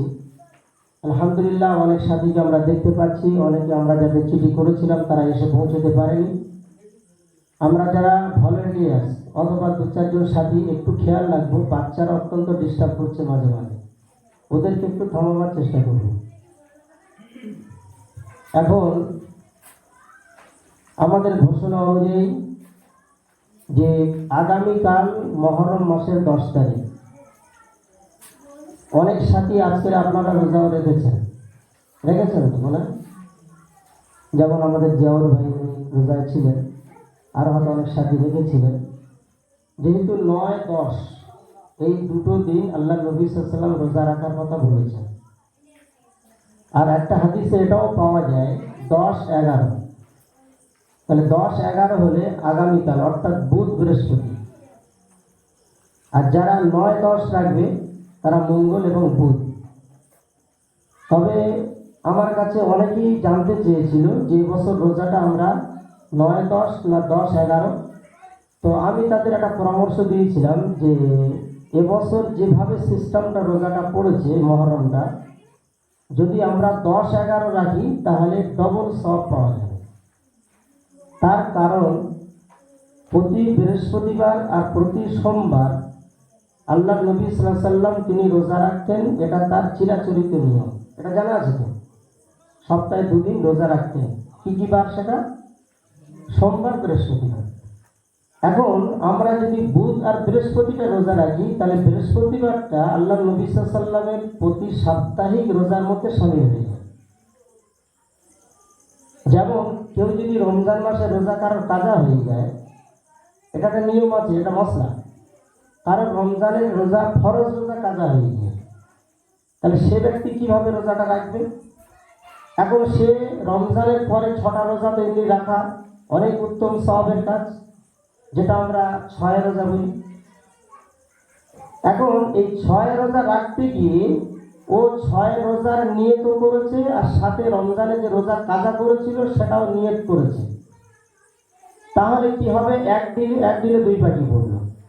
অর্থাৎ রোজা একটা রাখছে কিন্তু সব ডবল পাচ্ছে। একটা রমজানের কাজা তার হক আদায় হয়ে গেল, আর 6 রোজার মধ্যে এটাও পড়ে গেল। এ নয় যে রমজানে আমার 4টে রোজা কাজা হয়েছে, ওটা আলাদা রাখতে হবে, আবার 6 রোজার নামে 6টা রাখতে হবে। আল্লাহ তাআলা এত কঠিন করে ইসলাম আমাদের কাছে পাঠায়। তো এই জন্য এবছর আশুরার রোজাটা সিস্টেমটা এমন পড়েছে যে মুহাম্মদ সাল্লাল্লাহু আলাইহি ওয়াসাল্লাম তিনি সাপ্তাহিক রোজা যেটা রাখতেন বৃহস্পতিবার, সেটা পরশুদিন পড়ে যাচ্ছে। তাহলে আমরা আগামীকাল 10 তারিখ আর বৃহস্পতিবারটা যদি রাখি, তাহলে এবছর আমরা একটা সুন্দর একটা সিস্টেমের মধ্যে থাকতে পারবো। তো যারা রেখেছে আলহামদুলিল্লাহ, ওটাও ঠিক আছে। আর যারা রাখতে পারেনি, আমরা শুরু করবো ইনশাল্লাহ আগামীকাল একটা রোজা, আর তারপরের দিন। এখন এরপরে আমরা একটা আওয়াজ বা চিঠির মাধ্যমে জানিয়েছিলাম যে আমরা একটা কমিটি গঠন খুব প্রয়োজন আমাদের। তবে কমিটি গঠনের আগে আমি বলি, আমাদের যে মেহমানকে সামনে রেখে আমরা কমিটিটা গঠন করতে চেয়েছিলাম, আব্দুল আজিজ ভাই, যিনি আমাদের উত্তর এবং দক্ষিণের সংগঠনের দায়িত্বে আছেন। আর কমিটি গঠন করতে গেলে অন্তত জেলা নেতৃত্ব পর্যায়ের একজনকে রাখাটা খুব ভালো। আর ওনার কাছে আমি অনেক দুবার গিয়েছিলাম, মাঝখানে দেখা সাক্ষাৎ করে এসেছি, কিন্তু উনি মুর্শিদাবাদে 3 দিন থাকার পরে হঠাৎ আজকে ফিরেছেন। কথা বলছেন আমার সঙ্গে বেলা 12টার সময়, কথাও ঠিক মতো বলতে পারছেন না, এতটা তিনি অসুস্থ হয়ে পড়েছেন। এই জন্য বললেন যে ভাই আমি তো পৌঁছতে পারছি না। আমি বললাম আপনার ছাড়া আমরা কমিটিটা গঠন যদি করি সেটা ঠিক হবে না, অন্তত একজনের উপস্থিতিতে কমিটিটা আমাদের করতে হবে। তবে উনি একটা নির্দেশ দিয়েছেন, সেটা হলো উনি বললেন যে আপনারা অন্তত আজকের আলোচনাতে সভাপতি এবং সহসভাপতি এই দুজনকে আপনারা অন্তত ঠিক করে নেন। এই দুজনের নেতৃত্বে আগামীতে আমি যাব, গিয়ে আপনাদের ওখানে মেন কমিটিতে যারা আসবে তারা তো বাইরের ছেলে না, সব স্থানীয় ছেলে, তো তাদেরকে ডেকে আমরা 15 দিন 20 দিন পরে সভাপতি সাহেবের উপস্থিতিতে আমরা ওটা করে নেব, কাগজ কলমের ব্যাপার। তো তার নির্দেশ মোতাবেক আমি সেটাই ভাবছি যে আমার মনে হয় আজকের ডেটে কমসে কম আমাদের যে কমিটিটা, সভাপতি সাহেব এবং সহসভাপতি, এই দুজনকে আমরা যদি ঠিক করে নিই আমাদের আপোষ আলোচনার মাধ্যমে, তারপরে বাকি আলোচনা ইনশাল্লাহ আমরা আগে বাড়াবো। তো আপনাদের পরামর্শ চাই। আপনারা প্রত্যেকেই চেনেন, পরিচয় করিয়ে দিই। আমাদের সামনে উপস্থিত আছেন আমাদের তাইজুদ্দিন খান, আমার খালু সম্পর্কে হন, খুব কাছের মানুষ এবং আমাদের প্রতিষ্ঠানে ওনার বড় অবদান আছে এবং উনি আমাদের খেয়ালও রাখেন। উনি বর্তমানে খাপাড়া একটা মসজিদের দায়িত্ব আছেন 7 নম্বরে, এবং ওনার একটা ভালো প্রভাবও আছে বয়স্কদের মধ্যে। আমাদের মধ্যে উপস্থিত আছেন মারফত মোল্লা, যিনি আমাদের প্রবীণ একজন সাথী, এবং আমাদের এই মসজিদের একাধিক ক্রমে তিনি 5 ওয়াক্ত মুসল্লিদের মধ্যে একজন। আলহামদুলিল্লাহ তাকেও আমরা আজকে পেয়েছি, তিনি আমাদের মাঝখানে উপস্থিত আছেন। তিনিও সময় দেন অথবা প্রতিষ্ঠানের প্রতি তার যথেষ্ট নজর আছে। তারপরে আমাদের মাঝখানে উপস্থিত আছেন আমাদের বাসন্তী গোলাপের প্রাক্তন সহসভাপতি আজমারি লস্কর। ইনিও যখনই ডাকি আমি দেখেছি তখনই ওনাকে আমি পাই। তো এই সমস্ত মানুষগুলো আছে। আমার মনে হয় বয়স্কদের মধ্যে যদি আমরা একজনকে যদি আমাদের এই প্রতিষ্ঠানের জন্য একটা সভাপতি হিসেবে পেতাম তাহলে খুব ভালো হতো। এটা আমার পরামর্শ। এখন আপনাদের রায় একটু আমার প্রয়োজন আছে, যারা আমার স্থানীয় আছে আমরা বলি যে সভাপতি হিসেবে আমরা কাকে একটু নির্বাচন করলে খুব ভালো হয়। আমি মনে হয় কাজের দিকে তাকিয়ে কাকে করলে ভালো আমরা তার নামটা একটু প্রস্তাব করব। আর আমি আশা করব তিনি মেনে নেবেন, আমাদের পাশে তিনি থাকবেন। আমরা তাকে যে বেশি বোঝ চাপাবো তা নয়, ইনশাল্লাহ আমরা জন যুবক ছেলেরা যারা আছে আমরা কাজ করব, আর তিনি আমাদের মাথার উপরে ছায়া হিসাবে থাকবেন। তার পরামর্শ নিয়ে আমরা কাজ করবো ইনশাআল্লাহ। বলি আমাদের স্থানীয় সাথী যারা আছে আমরা বলি, এটা আমাদের কাকা রায়। বল যারা পুরাতন সারাফত ভাই রায়।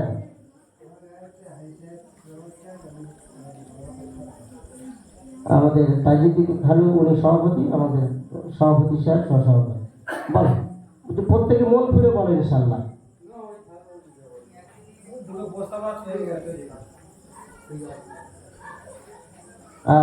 বড় সালার যাবে কার প্রস্তাব?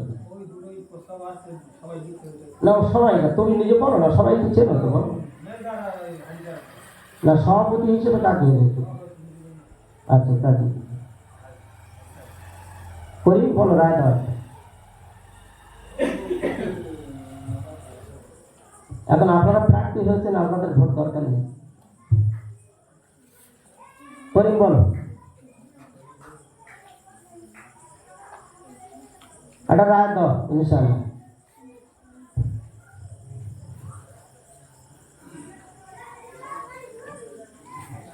যাও না বলো।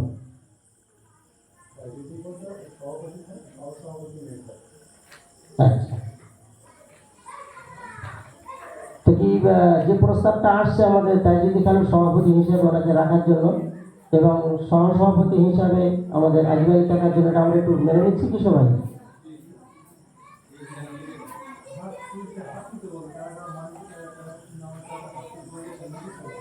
না, আমরা এই দুজনকে আমাদের এই প্রতিষ্ঠানের যে সভাপতি এবং সহসভাপতি, এই দুজনকে আমরা যে আজকের নাম প্রস্তাব করছি সবাই দেখতে চাচ্ছি, এটা আমরা কজন হাত তুলে দেখি। তৃতীয় কোনো ব্যক্তির নামকে আমরা প্রস্তাব করবো না, আমরা এই দুজনের উপরে সবাই নির্ভর করছি। হ্যাঁ, এদিকে জাযাকাল্লাহ, আল্লাহ কবুল করুক ইনশাআল্লাহ। আমাদের দুজনের উপস্থিতিতেই আমরা দুজনের খুব ভালো আমরা চয়েস করেছি। তো আগামীতে আমরা আশা করব যে আমরা এই প্রতিষ্ঠানটাকে এগিয়ে নিয়ে যাব। এরপরে আমরা আসি, আমি যে বিষয়টা বলেছিলাম একটু আমরা খেয়াল করি। যে কোনো কাজের জন্য একটা জিনিস আমরা মাথায় রাখবো, সবচেয়ে বড় কি, যারা দায়িত্বে থাকে আমরা যে তাদের উপরে ছেড়ে দিয়ে সরে যাব তা না। মোবারক ভাই একটা দামি কথা বলছিলেন যে প্রত্যেকে এই প্রতিষ্ঠানে আমি কতটা সময় দিচ্ছি এটা আমাকে হিসাব করতে হবে। আমি এই কথাটা বারবার বলছি। আজকের এই প্রতিষ্ঠানটা এমনি আমাদের মাথার উপরে ছাদটা কিন্তু ভাড়া হয়নি। কেউ টাকা নিয়ে কিন্তু বসে নেই যে মৌলানা সাহেব আসুন টাকাটা নিয়ে চলে যান, না না না, এটা হয় না। যখন আমরা নিজেরা একটা ঘর বাঁধতে চাই, একটা মুরগির খুঁটি হোক, একটা রান্নাঘর হোক, তখন আমরা জানি যে সেই ঘরের পিছনে আমার কতটা শ্রম পরিশ্রম দিতে হয়, কতটা ফিকির করতে হয়।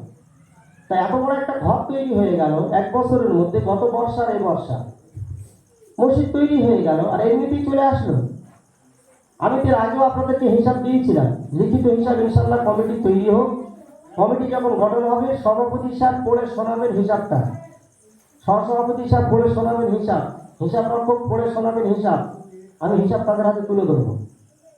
কিন্তু একটা আনুমানিক হিসাব, এটা তো আমাদের চোখের সামনে আছে। যে জায়গাটা, এটা আমাদের একটা অমুসলিম ভাইয়ের জায়গা ছিল, জায়গাটা আমাদের মানে উচ্চ মূল্যে কিনতে হয়েছে, উচিত মূল্য না। এখানকার যে মূল্যটা ছিল তার থেকে অন্তত কমসে কম 2 লাখ টাকা বেশি দিয়ে জায়গাটা আমাদেরকে কিনতে হচ্ছে।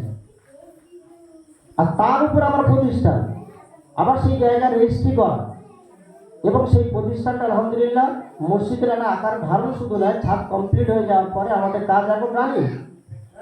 তাহলে এটা 1 বছরের মধ্যে কেউ আসমান থেকে কোনো ফেরেশতা এসে আমাদেরকে উপহার দেয়, এটা কোনো মেহনতে আমাদেরকে দাঁড় করাতে হয়েছে। দ্বিতীয় কথা হলো, আমরা যারা আগামীতে কমিটিতে আসবো, আমাদের একটা জিনিস মাথায় রাখবো, আমিও দক্ষিণ 24 পরগনার জমিয়তে আহলে হাদিসের একটা দায়িত্বে ছিলাম, কিন্তু এরপরেও অলিখিতভাবে এমন কোনো সংগঠন জমিয়তের নেই যার আমি দায়িত্বে নিই। আমার মনে আছে আমাদের জামাত ইসলামী সংগঠনের পক্ষ থেকে অন্তত 5 বার চিঠি করা হয়েছিল কলকাতার একটা মিটিং। মন চাইনি আমি সেখানে সংগঠনের শরীক হই, কিন্তু আমরা তো সংগঠন করি, সেখানে আমাদের যথেষ্ট সময় দিতে হয়, মাসিক একটা চাঁদা দিতে হয়, তাদের সঙ্গে থাকতে হয়। প্রতিষ্ঠানের স্বার্থে যখন কোনো হঠাৎ এমার্জেন্সি কোনো প্রোগ্রাম পড়ে গেল, তাদের সাথে আমার সময় দিতে হয়, দিনকে দিন ব্যয় করতে হবে, কিছু করার নেই। এই জন্য যে কোনো প্রতিষ্ঠানের জন্য অন্তত 2-4 জন সাথী একদম ফ্রি হয়ে যেতে হয়। তাদের সাংসারিক কাজ কামের মাঝখান দিয়েও নিজেকে নিয়ত করতে হবে যে যখন টাকা আসবে আমি বেরিয়ে পড়ব। আজকের আপনারা জানেন তবলিগ জামাত সারা পৃথিবীতে দাপিয়ে বেড়াচ্ছে। তাদের একটাই সবচাইতে বড় মূল পয়েন্ট হলো তাদের মেহনত। তাদের মেহনত তাদেরকে আজকের পৃথিবীর সমস্ত জায়গাতে পৌঁছে দিয়েছে। এজন্য বলা হয় যে তবলিগ জামাতের মেহনত আর আহলে হাদিসদের হাদিস কোরআনের জ্ঞান আর জামাতে ইসলামের লেখনের যে ক্ষমতা, এই তিনটে যদি এক হয়ে যায় না, তো ইসলাম সারা পৃথিবীতে পৌঁছাতে বেশি সময় লাগবে না। কি কি বললাম? তবলিগ জামাতের মেহনত, প্রচন্ড মেহনত করতে পারে না। ওদের সাথীদেরকে এমন ট্রেনিং দিয়েছে যে আপনি সপ্তাহে একদিন ফুল টাইমার ওদের কাজ করিয়ে নিতে পারেন, ফুল টাইম একদম। এছাড়া একজন সাথীকে নির্দেশ দিল অমুক জায়গায় যেতে হবে, তুরন্ত সে বার হয়ে চলে গেল। সে মাস্টার না, উকিল না, ডাক্তার না, ব্যারিস্টার না, ব্যবসায়ী না, চাকরিজীবী, এসব তার দেখার দরকার নেই। তার কাজের ফাঁক থেকে সে সময় ধরে বাইরে চলে যাচ্ছে। তবে তো সে কাজটা তাদের মেহনতের ফলে চলে এই জায়গা পৌঁছেছে। আমরা তাদেরকে ভুল বলি, খারাপ বলি পরের কথা। ফতোয়া দেওয়ার আগে আমি আমার বুকের দিকে তাকিয়ে দেখি যে জমিয়তে আহলে হাদিসের যে সংগঠনটা আমরা এখানে চালু করেছি, অথবা কোরআন এবং হাদিসের যে আন্দোলন আমরা শুরু করেছি, আমরা যে শিরক এবং বেদাতের বিরুদ্ধে যে একটা দাঁড়িয়েছি এই এলাকাতে, আমাদের সময় কতটা ব্যয় করি আমরা এই সংগঠনের জন্য। হাফেজ সাহেবের উপরে রাগ করে লাভ নেই, মৌলী সাহেবের উপরে রাগ করে লাভ নেই। কিছু মুসল্লি আছে ইমাম সাহেবের উপর রাগ করে মসজিদ ছেড়ে দেয়। আপনি জেনে রাখবেন এই সমস্ত মুসল্লিগুলোই আসলে বদমাশ, ইমাম সাহেব বদমাশ না। কিছু ছাত্র আছে মাস্টারের উপর রাগ করে স্কুল ছেড়ে দেয়। আপনি পিছনে তদন্ত করে দেখবেন এই ছেলেগুলো হলো 2 নম্বর ছেলে। এরা কোনো জায়গায় ফিরে হতে পারবে না। এরা এই স্কুলে খাদ্য চাকবে, মিড ডে মিল চাকবে, ওই স্কুলে যাবে, ওই স্কুলে যাবে, করতে করতে ছিটতে বেরিয়ে করবে। যে মুসল্লিগুলো ইমাম সাহেবের উপরে ছোটখাটো ভুল নিয়ে রাগারাগি করে বদমাশি করে মসজিদ ছেড়ে দেয়, আপনি জেনে রাখবেন ওই মুসল্লিগুলো কোনো জায়গায় ঠাই পাবে না। সর্বক্ষেত্রে বাপের 4টে ছেলে আছে, একটা ছেলে দেখবেন যে বেশি বেশি বাহানাবাজ হয়, ও ছেলে জীবনে কিছু করতে পারে না। যে ছেলে আনুগত্য স্বীকার করে, বর্ষতা স্বীকার করে, বাপের কথা মতো চলতে চায়, বাপের সঙ্গে বেশি তেড়িমেড়ি করতে চায় না, ও অনেক উন্নতি করতে পারে। এর জন্য রাগারাগি বেগাবেগির আগে প্রথমে আমি কতটা সময় দিতে পেরেছি এ পর্যন্ত। আমাদের মোবারক ভাই খুব দায়িত্বের একটা কথা বলেছেন এবং আমি চোখে দেখে এসেছি যে আমাদের একটা জিনিস সবচাইতে কমই কোন জায়গাটা। আজকের আমাদের এই প্রতিষ্ঠানে আমরা এমন সাথী তৈরি হই, টুকটাক কাজগুলো আমরা মনে করবো যে আমার 24 ঘন্টার ভিতরে 8 ঘন্টা আমি এখানে ব্যয় করবো, এমন কোনো ব্যাপার না। রাত 12টা আমি রেডি আছি। যদি কোনো সাথী বলে হাফেজ সাহেব আমি রাত 12টার সময় আপনার সঙ্গে 8 ঘন্টা সময় দেবো, আমি তার জন্য রাত 12টায় এখানে বসে থাকবো। আসুক, সে আগিয়ে আসুক, তাকে 8 ঘন্টা আমি সাথে নিয়ে কোনো একটা কাজ করাবো। কেউ বললো দিন 12টা আমি রেডি আছি, চলে এসো। কিন্তু আমাদের মাইন্ডসেট এখনো তৈরি করতে পারি না। এখানকার যদি একটা খড় দাঁড়াতে গেলে, একটা ইট সরাতে গেলে, একটা কাগজ তুলতে গেলে, একটা কোনো কিছু সামান্য কাজ করতে গেলে যদি সেটাকে আমার গাড়ির পয়সা অথবা সংগঠনের টাকা দিয়ে করাতে হয়, তাহলে আমরা কোথায় আছি? এটা ভাবতে হবে। আজকের বড় দুঃখের সাথে আমি বলছি যে আমাদেরকে এখনো অনেক বাকি আছে শিখতে, অনেক কিছু বাকি আছে। এভাবে কাজ হয় না। আমি 5টা টাকা দিয়ে দিলাম কি 10টা টাকা দিয়ে দিলাম, এটা বড় কথা নয়। আমাকে ত্যাগ দিতে হবে, আমাকে সময় দিতে হবে। আজকের আমাদের মাঝখানে একজন সাথী আমরা হারিয়েছি গত 1 বছর আগে, গত রমজানে। আমার মনে হয় আমি অন্তত বলতে পারি যে তার জন্য আমি কিছু করতে পারিনি। সে যতটা শ্রম আমার সঙ্গে দিয়েছে তার জন্য আমি কিছু করতে পারিনি। তো তার ছেলেদের সঙ্গে মাঝে মাঝে যখন দেখা হয়, এই সপ্তাহখানেক আগে তার বাড়িতে গিয়েছিলাম। আমার দাদি সম্পর্কে ফোন করেছিলেন নিজে যে রুহুল কুদ্দুস খবর কি, তোমার দাদা মরে গেল 1 বছর আগে, 1 বছরের মধ্যে তুমি একবার আমার বাড়িতে এসছো, কি মনে পড়ে না তোমার সে দাদার কথা? আমি শুনে খুব খারাপ লাগলো। 2-3 দিনের মধ্যে তার বাড়িতে গেলাম, গিয়ে অনেকক্ষণ সময় কাটিয়ে তার ছেলেপুলের মাঝখানে কথাবার্তা বলে আসলাম।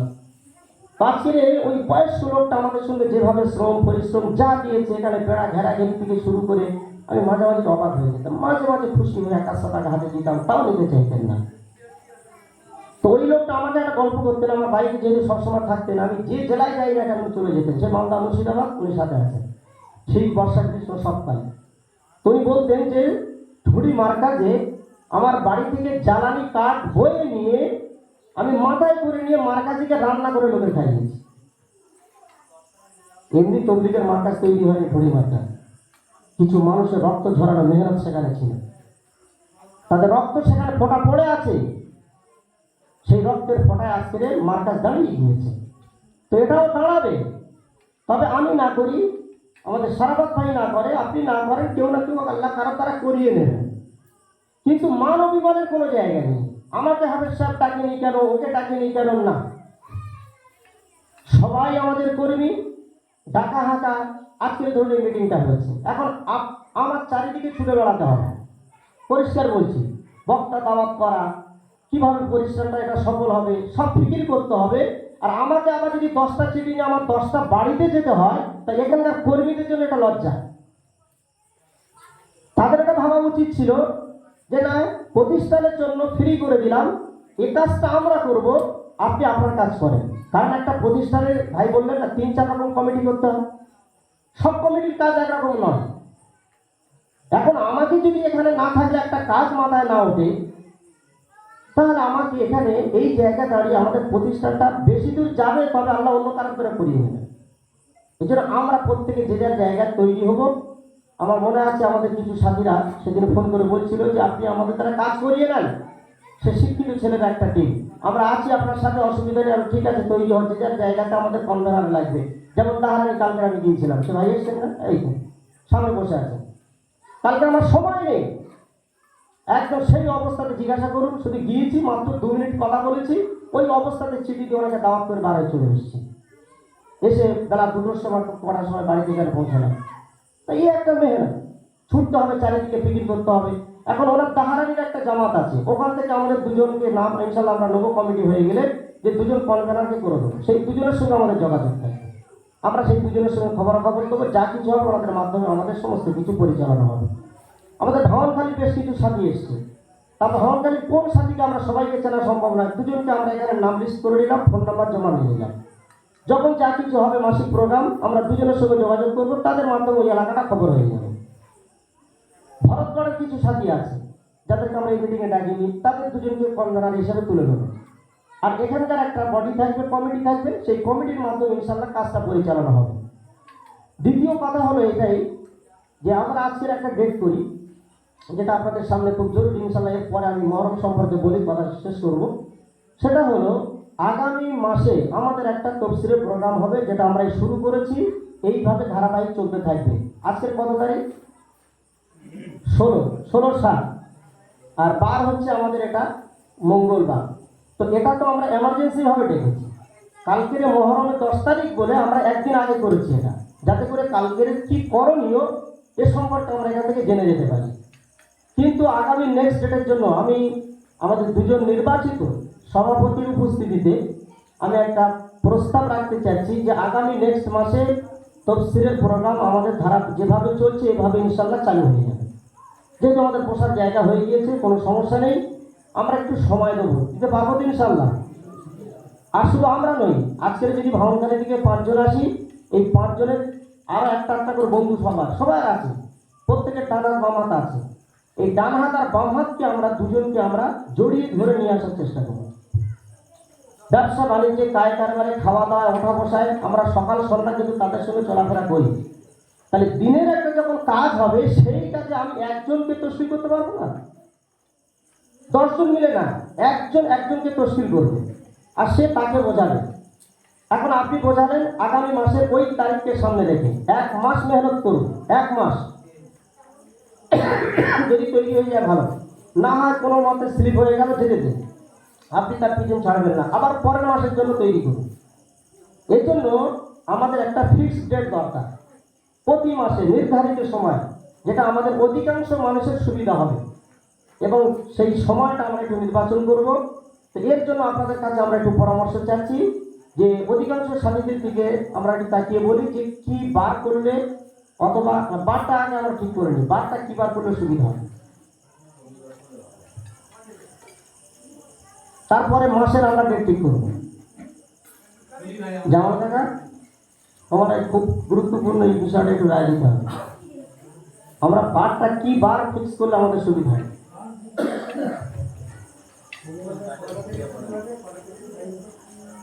ওটা আমরা পরে আসছি, বারটা আগে ঠিক করে নিই।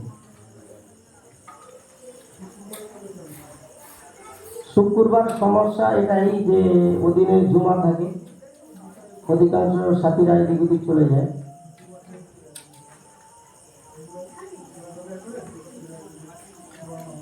অনেকে আমার খুব টাইট অবস্থা হয়ে যায় ওখানে পৌঁছায়। এমনি আমারও জুমা সাধারণত বিভিন্ন জেলাতে জুমার দায়িত্ব থাকে, এবার ওখান থেকে আমার পৌঁছতে রাত 10টা বেজে যায়। এরকম একটা পরিস্থিতি হয়ে যায়। আর শুক্রবারটা বাদ দিয়ে মনে হয় খুব ভালো।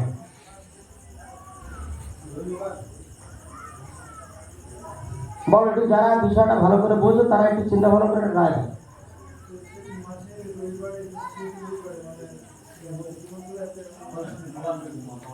ও রবিবারটা বাদ দিয়ে দেবো, অসুবিধা নেই। রবিবারটা কি হলে সুবিধা হবে দাদা?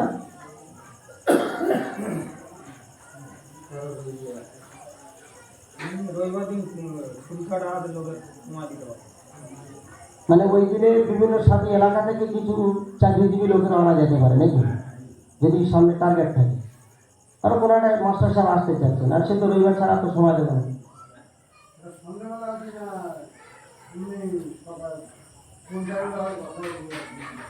এখন বার যদি রবিবারটা হয় অধিকাংশ, তো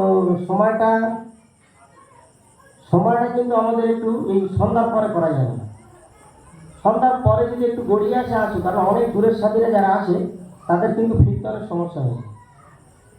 আমার মনে হয় সময়টা যদি একটু চেঞ্জ করা যায় এটা খুব ভালো হয়। সময়টা কোন সময়টা করলে সুবিধা? এখন সময়টা কি করা যায়?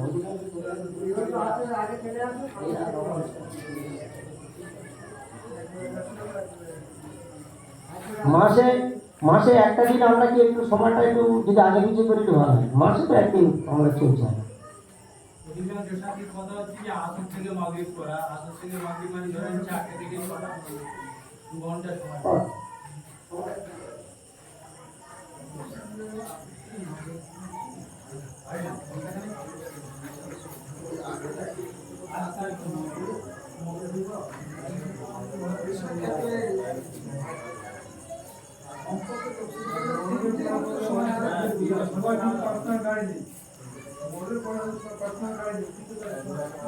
মাঝখানে আমি একটা কথা বলি, আপনি আলোচনা করে দেখেন, যদি তফসিলের প্রোগ্রামটা আপনি মাসে একদিন করছেন, আপনি জোহরের নামাজে এখানে দাওয়াত করেন, জোহরের নামাজে আসবে, ডাল ভাত করেন।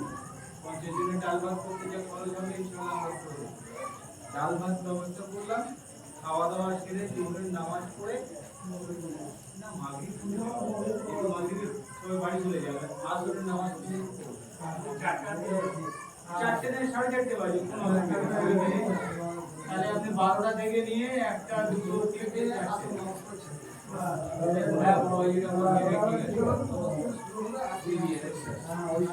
জোহর থেকে আসে। তবে একটা জিনিস, জোহর থেকে আসর যদি হয় তাহলে একটা জিনিস আমাদের খেয়াল করতে হবে, সময়টা কিন্তু আমাদের একটু, যদি আমরা অনেক লম্বা টাইম পেতাম তাহলে দেখা যাচ্ছে 1 ঘন্টা লেট করে অসুবিধা নেই। এখানে লেট করলেই কিন্তু মিস সমস্যা হবে। তাহলে দুপুরে খাওয়া দাওয়ার ব্যবস্থা থাকবে, এখানে এসে আমরা সময়টা ব্যয় করি, জোহরের নামাজটা হালাতে পড়তে হবে, তাহলে সময়টা কাজে লাগবে। যেহেতু বাড়িতে খাওয়ার তো তার টেনশন নেই, সে এখানে গা হাত পা ধুয়ে চলে আসবে, দূরের মেহমানরা তারাও পৌঁছে গেল, এখানে দুপুরে খাওয়া দাওয়া করে জোহরের নামাজ হলো, জোহরের নামাজের পরে ইনশাআল্লাহ আমরা প্রোগ্রাম চালু করে দেবো। তাহলে 2 ঘন্টা অন্তত সময়। হ্যাঁ না না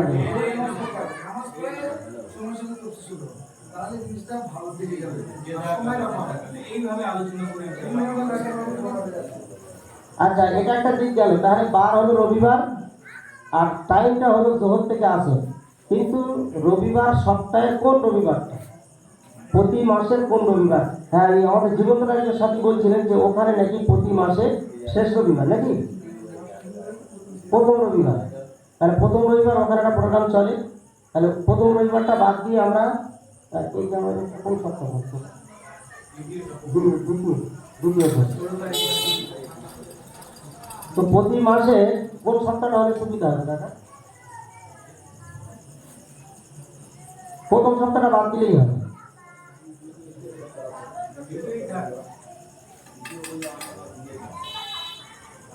না ওইগুলো না, হ্যাঁ হ্যাঁ মাসের শেষ সপ্তাহ। আচ্ছা তাই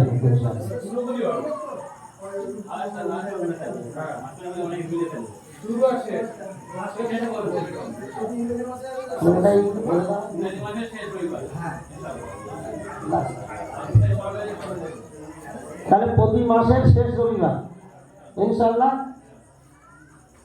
আল্লাহ আমাদের মাসারা কবুল করুন। তাহলে আমরা ফের এলাকাটা শুনে নিই। প্রতি মাসের শেষ রবিবার সময় হলো জোহর থেকে আসর পর্যন্ত ইনশাআল্লাহ। এবার আমাদের আগামী মাস, এটা কোন মাস চলছে? জুলাই। তাহলে আগস্ট মাসের শেষ। আর আমরা একটা কাগজ করেছি, আপনাদের যাওয়ার আগে আমি বলি, এই কাগজটা দেখতে পাচ্ছেন আমাদের ফাউন্ডেশনের নামে আমরা একটা কপি করেছি, টিপকুমার আলিভিয়া রিসার্চ ফাউন্ডেশন। এখানে নামের একটা ঘর থাকছে, ঠিকানা একটা থাকছে এবং লাস্টের ফোন নাম্বার। আমাদের অনুষ্ঠান যখন শেষ হয়ে যাবে কাগজটা এখানে রাখা থাকবে, যে যার তাগিদে আমরা সই করে আর নিজের গ্রামের নাম আর পাশে ফোন নাম্বার এই তিনটা অন্তত লিখে আমরা এখান থেকে যাবো। তাড়াহুড়ো আমরা করবো না। তাহলে সুবিধা হবে কি, আমরা এই সমস্ত যে নামগুলো আমরা পাবো এদের ফোন নাম্বার নিয়ে আমরা একটা গ্রুপ তৈরি করবো। সে হোয়াটসঅ্যাপ গ্রুপ করি, হোয়াটসঅ্যাপ গ্রুপ করলে সবচেয়ে ভালো হবে। তাহলে এখান থেকে কোনো মেসেজ যখন কিছু হবে সঙ্গে সঙ্গে আমরা এই কজন সাথীর মোবাইলে পৌঁছে যাব। এখন প্রত্যেকের মোবাইলে অনেকে মেসেজ দেখে নিচ্ছে। এরপরেও আমরা হোয়াটসঅ্যাপ গ্রুপ খোলার পরেও এখানকার কাজ এটা ওটা ছবি টবি যা কিছু হবে আমি গ্রুপে ছেড়ে দেবো। ছেড়ে দিলে তাহলে আমাদের ব্যক্তিগত কারণ আর বলার প্রয়োজন হবে না। সে তার গ্রুপে দেখে নেবে যে এখানে কতদূর কাজ এগিয়েছে, কী ছবি আসছে। তার যদি কোনো পরামর্শ দেওয়ার থাকে সে তাহলে ওই নাম্বারে বুঝে ফোন করতে পারে।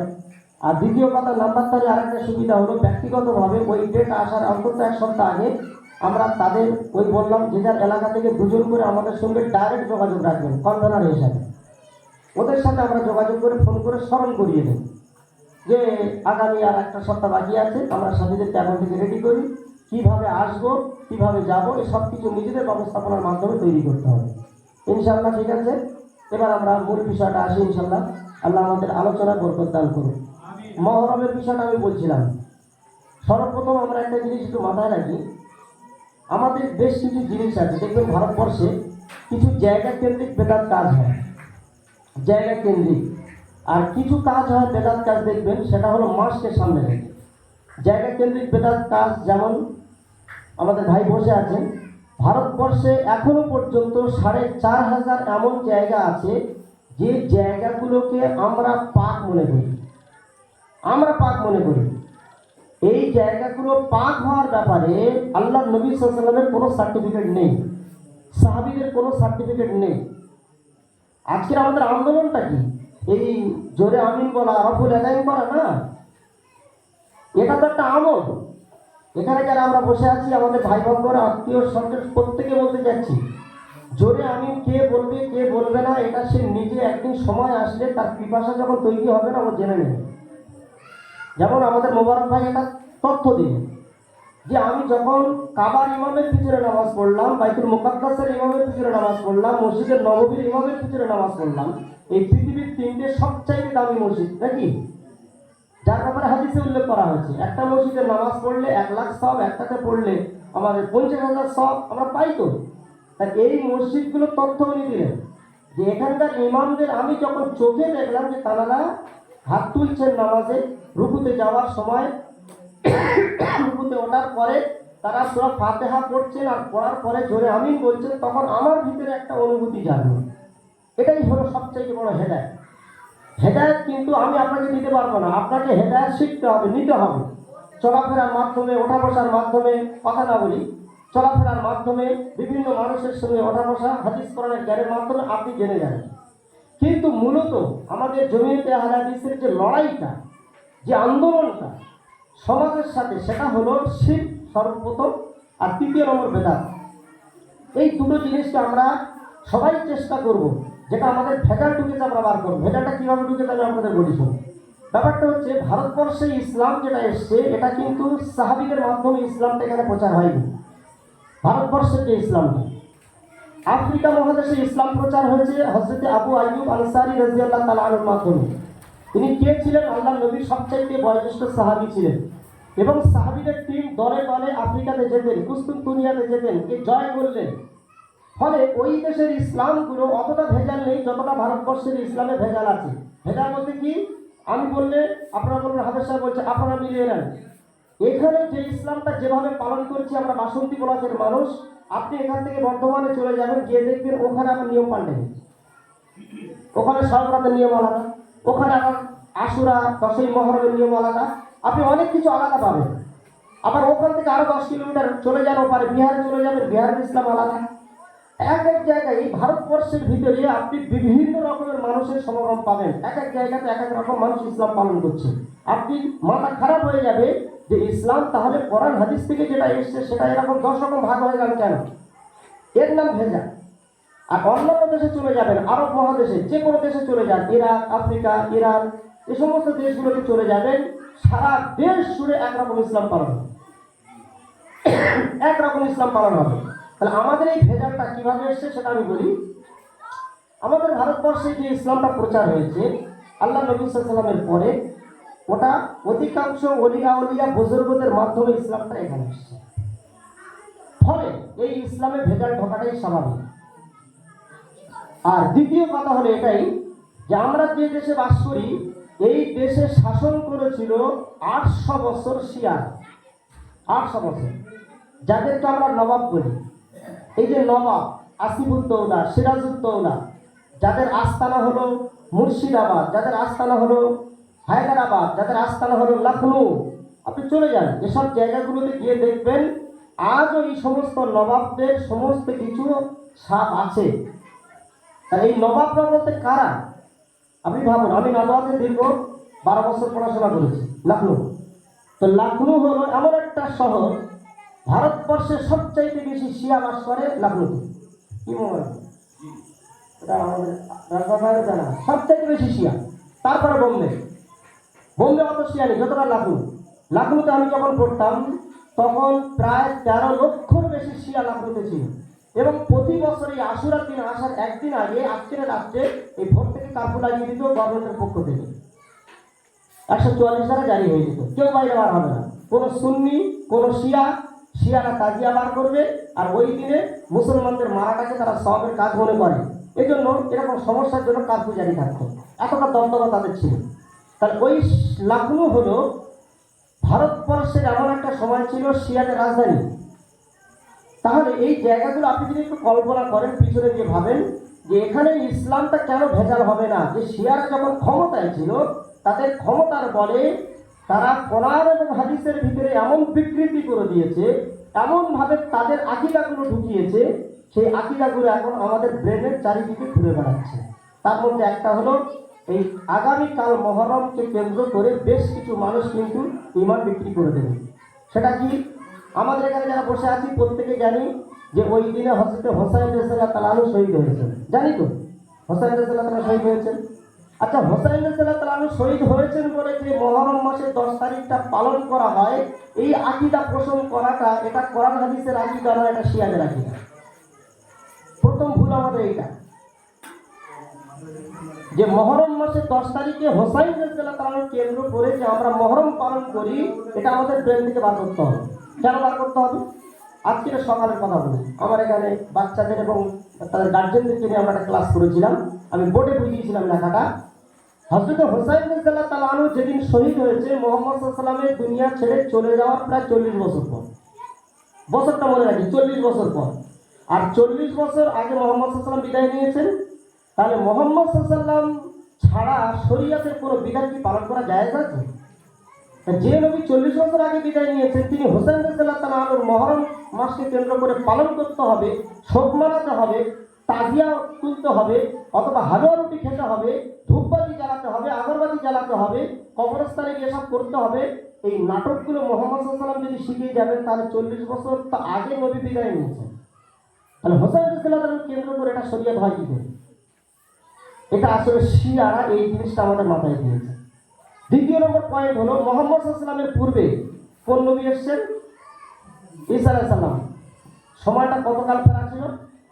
500। আচ্ছা 570। আচ্ছা ঈসা আলাইহিস সালামের পূর্বে মুসা আলাইহিস সালাম, কতটা সময় তফাৎ? এও প্রায় 450 কাছে। তাহলে আপনি ধরুন সব মিলিয়ে আমি ধরে নিলাম 1000 বছর। সেই মুসা আলাইহিস সালামের যুগে ফেরাউন মুসা আলাইহিস সালামকে ধাওয়া করেছে। আর মুসা আলাইহিস সালাম যে নদীটা পার হয়ে চলে গিয়েছিলেন সেই নদীর নাম কি? হ্যাঁ, নীল নদ। এটা আমি এই জন্য জিজ্ঞেস করলাম, এটা ঠিক নয়। ওটা ছিল লোহিত সাগর। কোন সাগর ছিল? লোহিত সাগর। কারণ এখনকার সময় বুঝতে অসুবিধা নেই, মিশরের উত্তরে অবস্থান করছে লোহিত সাগর, আর লোহিত সাগরের ওপারে রয়েছে ফিলিস্তিন। কোন দেশ? ফিলিস্তিন। এখন মুসা আলাইহিস সালাম উনি তখন ছিলেন মিশরে, আর মিশরের সবচাইতে বড় বাদশা জালিম শাসক ছিল ফেরাউন। এখন ফেরাউনের সাথে মুসা আলাইহিস সালামের ঝামেলা বেঁধে গেল।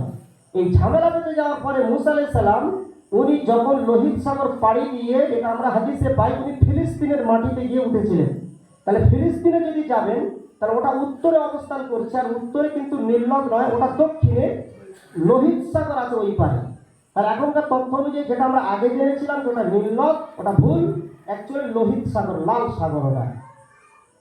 ওই লাল সাগর পাড়ি দিয়ে মুসা আলাইহিস সালাম যখন ওপারে চলে গেলেন, এখন যাওয়ার পরে পিছনে ফেরাউন দেখলো যে পথে মুসা নেমেছে সেই পথে আমিও নামবো। তো নামার আগে ও একটা ভাষণ দিয়েছিল ওই জাতির উদ্দেশ্যে। কি বলেছিল? যে কোনো ভয় নেই, তোমরা নেমে পড়ো, এই রাস্তা আমার তৈরি করা, আর এই রাস্তায় মুসা যখন নেমেছে এটা আমার তৈরি করা রাস্তা, তোমরাও নেমে পড়ো। যখন এরা মাঝ বরাবর গিয়েছিল, আল্লাহ তখন পানিকে হুকুম দিয়েছিলেন, অকিজাল মা অকুজিয়াল আম অস্তাওয়া তাআলা জুদি কি ওয়াকিলা বুআদাল লিল কওমিজ জালিমিন। পানি তুমি মিলে যাও, পানি তুমি মিলে যাও। তো পানি মিলে গেল, ফেরাউন হাবুডুবু খালো, খেয়ে তারা সব মারা গেল। এখন আমি বলি, তাহলে এই দিনে দুটো ঘটনা ঘটেছে। একটা, মুসা আলাইহিস সালাম লোহিত সাগর পার হয়ে চলে গেলেন, এটা খুশি না আমরা নারাজ?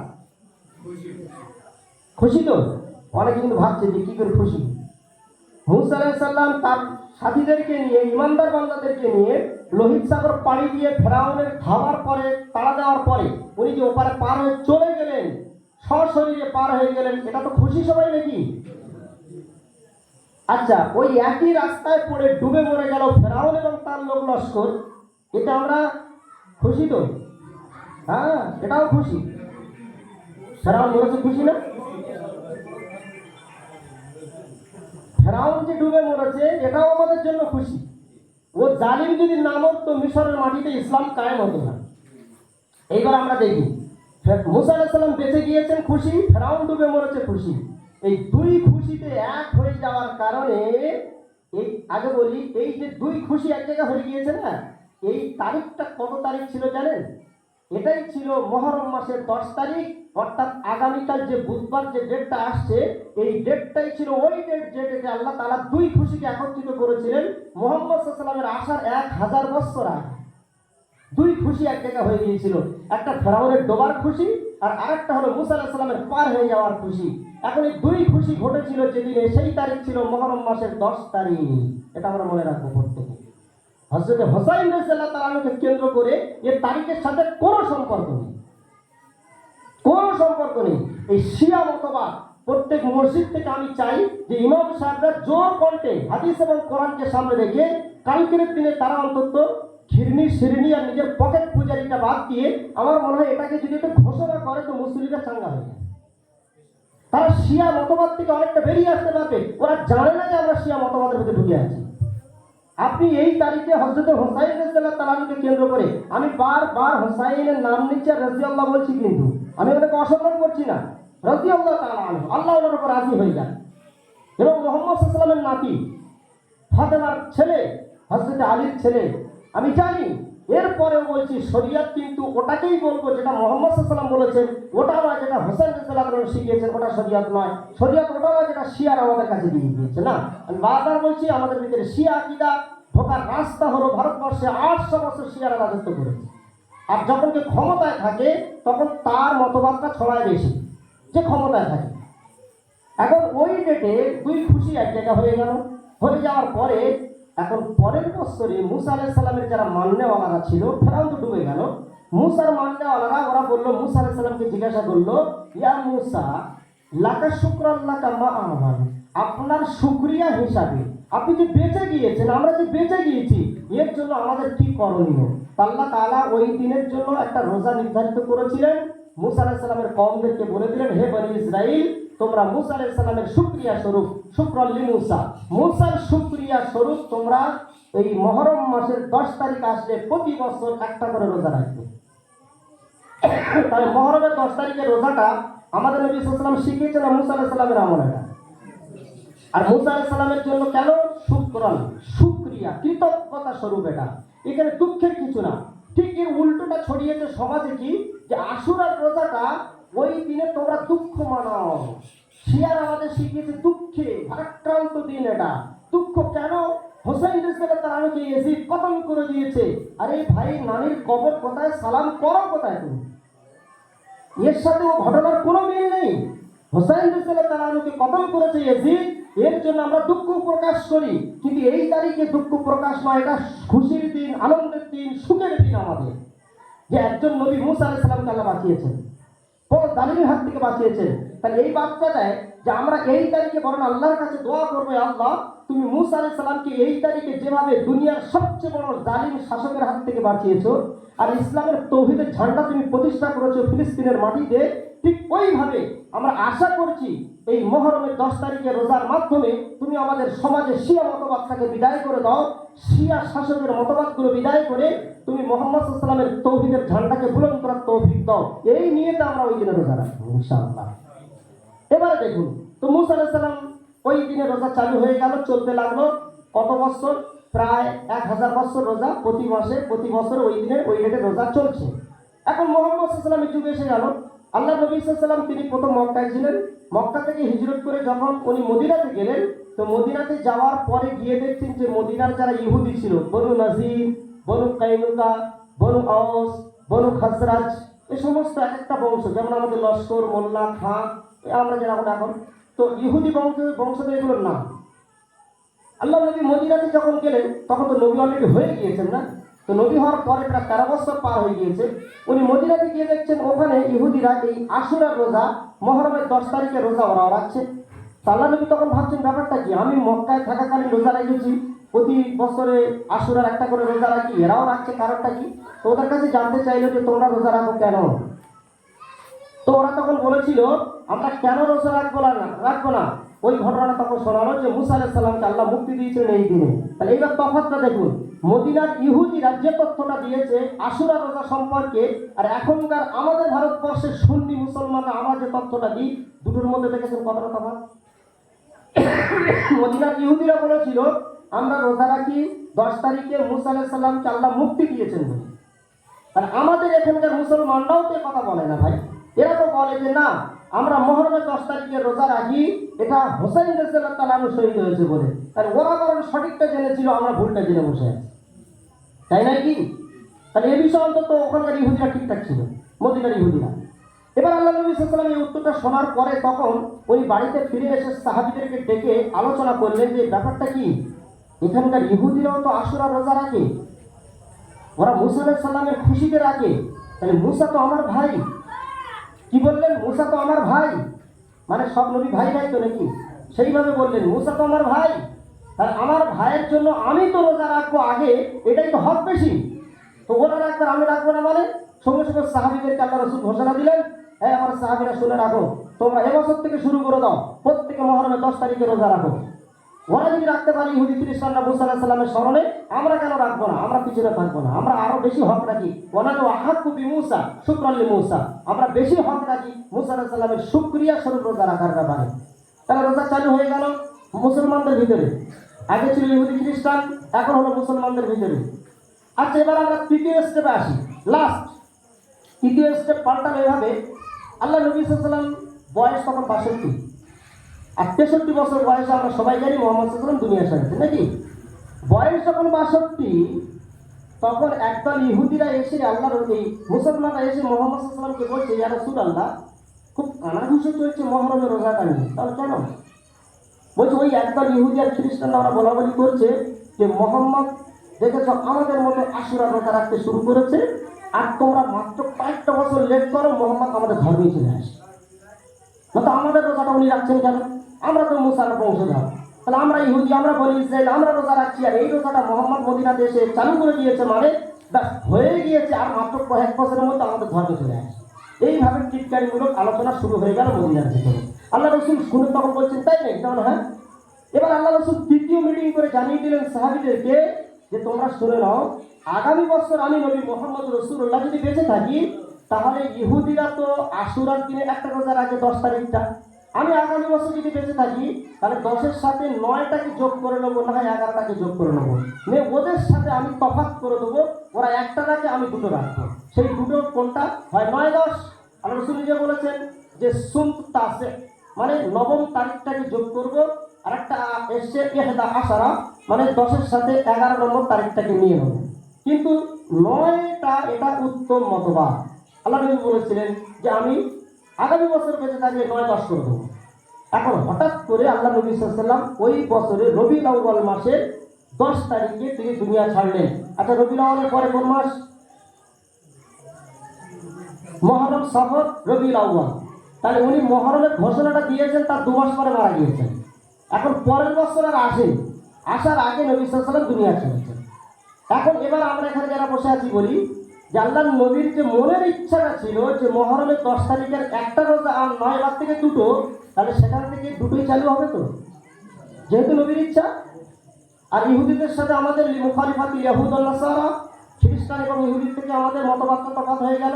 তাহলে আল্লাহর নবী খ্রিস্টান আর ওদের আকীদা যাতে করে মুসলমানদের ভিতরে বিদ্যমান না থাকে, সামান্যতম না আসে, এর জন্য দয়ার নবী বিশ্বনবী মুহাম্মদ সাল্লাল্লাহু আলাইহি ওয়াসাল্লাম যদি এই সিস্টেম চালু করতে পারেন, তাহলে আমরা বর্তমানে ভারতবর্ষের মাটিতে কোরআন এবং হাদিসের অনুসারী হয়ে যারা শিয়াপন্থী আকীদা আমাদের ভিতরে ঢুকেছে, তাদের সঙ্গে আলাদা করার জন্য আমাদের কি কিছু করার নেই? আমাদেরকে একটু ভাবতে হবে না বিষয়টা নিয়ে? এই জন্য আমি বলি যে আশুরাটা হোসাইন রাদিয়াল্লাহু তাআলার সাথে এটা সম্পর্কিত বিষয় নয়, এটা ছিল পিছনে মুসা আলাইহিস সালাতু ওয়াস সালামের সাথে বিষয়টা সম্পর্ক। জিনিসটা ক্লিয়ার হলো অনেকটা। দ্বিতীয় কথা আমি বলি, আমাদের যে সংগঠন, আর মাত্র 15 মিনিট সময় আছে, আমরা ভালো করে শুনেন, ইনশাআল্লাহ আপনাদের জন্য প্রত্যেকের খাওয়া দাওয়ার ব্যবস্থা আছে, কেউ যাবেন না। দ্বিতীয় বিষয় আকীদার বিষয়টা আমি বলি, লড়াইটা আমাদের কোন জায়গা থেকে? আমরা যারা পড়াশোনা করে এসেছি, আমরা কি কিছু জানতাম না? সব কিছু জানতাম। বিষয়টা কি জানো? বিষয়টা হচ্ছে এই যে আমাদের ইসলামটাকে টুকরো টুকরো করার জন্য বিভিন্ন রকমভাবে আমাদের ভিতরে এক একটা সংগঠন তৈরি করে দেওয়া হয়েছিল। আমার চাচা বসে আছেন, সেদিন আমি কথাটা হালকাভাবে তুলেছিলাম। আল্লাহর নবী সাল্লাল্লাহু আলাইহি ওয়াসাল্লাম যখন দুনিয়া ছেড়ে চলে গিয়েছিলেন, তখন পৃথিবীতে কোনো জামাত আলাদা কেউ ছিল না, সব একটাই নিজেদেরকে মুসলমান বলে জানতো। এইরকম অবস্থা কতদিন পর্যন্ত চলেছিল? আল্লাহর নবী সাল্লাল্লাহু আলাইহি ওয়াসাল্লামের ইন্তেকালের মাত্র 37 বছর পর্যন্ত। এই 37 বছরে মুসলমানদের ভিতরে না আহলে হাদিস, না হানাফি, না শাফি, না মালিকি, না হাম্বলি কিছুই ছিল না, কিছুই ছিল না। 37 বছর, মনে রেখে দেবে তারিখটা। আচ্ছা, 37 বছর পরে গিয়ে এইবার ইহুদি আর খ্রিস্টানদের সম্মিলিত চক্রান্ত শুরু হয়ে গেল যে মুসলমানদের ভিতরে ফাটল ধরাতে গেলে এদের ভিতরে এদের নাম দিয়ে ইসলামের নামে জামাত তৈরি করে দাও, দিলে তাহলে রাস্তা চালাতে হবে। তো দ্বিতীয় পর্যায়ে আসলো, এসে একটা জামাত তৈরি হলো, যে জামাতটা আহলে সুন্নাত ওয়াল জামাত এবং খারিজি দুটো ভাগ হয়ে গেল। খারিজি নামে একটা দল আলাদা হয়ে গেল, আর খারিজি থেকে আহলে সুন্নাত ওয়াল জামাত আলাদা হলো। এই আহলে সুন্নাত ওয়াল জামাত এরা আবার কিছুদিন পরে ফের 4টে ভাগে ভাগ হলো। 4টে ভাগ করতে 4টে মাযহাবে ভাগ হয়ে গেল। একটা লোক বললো আমরা আবু হানিফার রায় নিয়ে চলবো, আরেকটা লোক বললো তোমরা যদি ওটা নিয়ে চলো আমরা শাফি রায় নিয়ে চলবো, আরেকটা বললো শাফিকে নিয়ে চললে আমরা মালিককে নিয়ে চলবো। এইভাবে 4টে ইমামকে অনুসরণ করতে মানুষ শুরু করলো। আচ্ছা, আবার এই 4টে ইমামের অনুসরণ করতে গিয়ে বর্তমান আমাদের ভারতবর্ষে তোমরা দেখতে পাচ্ছ ইমাম আবু হানিফা রাহমাতুল্লাহ আলাইহি মাননেওয়ালারা তারা আবার কটা ভাগে ভাগ হয়ে গিয়েছে। একটার নাম দারুল দেওবন্দের মতবাদ, আর একটা ইলিয়াস রহমতুল্লাহ আলাইহির মতবাদ, একটা জামাত ইসলামী মতবাদ, একটা কাদিয়ানী মতবাদ, আর একটা বেরেলি মতবাদ। কটা মতবাদ বললাম? একটা দারুল দেওবন্দের মতবাদ, সেটা আমরা প্রত্যেকে জানি, দারুল দেওবন্দের একটা বিশাল ছাপ আছে আলহামদুলিল্লাহ। আর একটা হলো ইলিয়াস রহমতুল্লাহ আলাইহি তবলিগ জামাতের মতবাদ, আর আরেকটা হলো বেরেলিদের মতবাদ, যার প্রবক্তার নাম আহমদ রেজা খাঁ বেরেলভী। একটা হলো জামাত ইসলামীদের মতবাদ, যার প্রবক্তা হলো আবুল আলা মওদুদী। তাহলে ভারতবর্ষে আমরা তো নিজেরা চোখে দেখছি ভাই, আমরা তো এমন কোনো অশিক্ষিত লোক না যে আমরা কিছু জানি না বুঝি না। কতটা তোমরা একটু ঢাকা দিয়ে রাখবে যে ইমাম আবু হানিফার মান্যে ওনারা আজকে 4 ভাগ 5 ভাগে কেন ভাগ হবে বলুন, কেন ভাগ হবে? তাই এই ভাগটা থেকে আমরা বুঝতে পারছি যে বেরেলি উঠে স্টেজ তৈরি করে দেওবন্দওয়ালাদের কাফের বলছে, দেওবন্দওয়ালারা ওদের কাফের বলছে, বেরেলিরা ওদের কাফের বলছে। এই যে কাদা ছড়াছড়ি, এটা থেকে আমরা বুঝতে পারি যে মূল ইসলামটা থেকে মুসলমানদের সরিয়ে দেওয়ার জন্য এর পিছনে বড় বড় হাত কাজ করছে, কিন্তু বড় বড় হাত কাজ করছে। আমরা ভেবে উঠতে পারছি না কোনটা সঠিক কোনটা বেঠিক। এই জন্য এই সবাইয়ের মাঝখান দিয়ে এই ভারতবর্ষের ইসলাম সঠিক প্রচারের জন্য একটাই সংগঠন যারা কাজ করে যাচ্ছে, তোমরা মনে রাখবে, সেটা হলো জমিয়তে আহলে হাদিস। কারণ আমি যতটুকুনি এদের সম্পর্কে পড়াশোনা করেছি, আমি জেনেছি যে এরা অন্তত যে কাজটা করে সেই কাজটা কোরআন এবং হাদিসের কিনা এটা জানার চেষ্টা করে। আমাদের মোবারক ভাই বলছিলেন না, আমি যদি ভুল করি ওটা আমার ভুল, ওটা জমিয়তের ভুল নয়।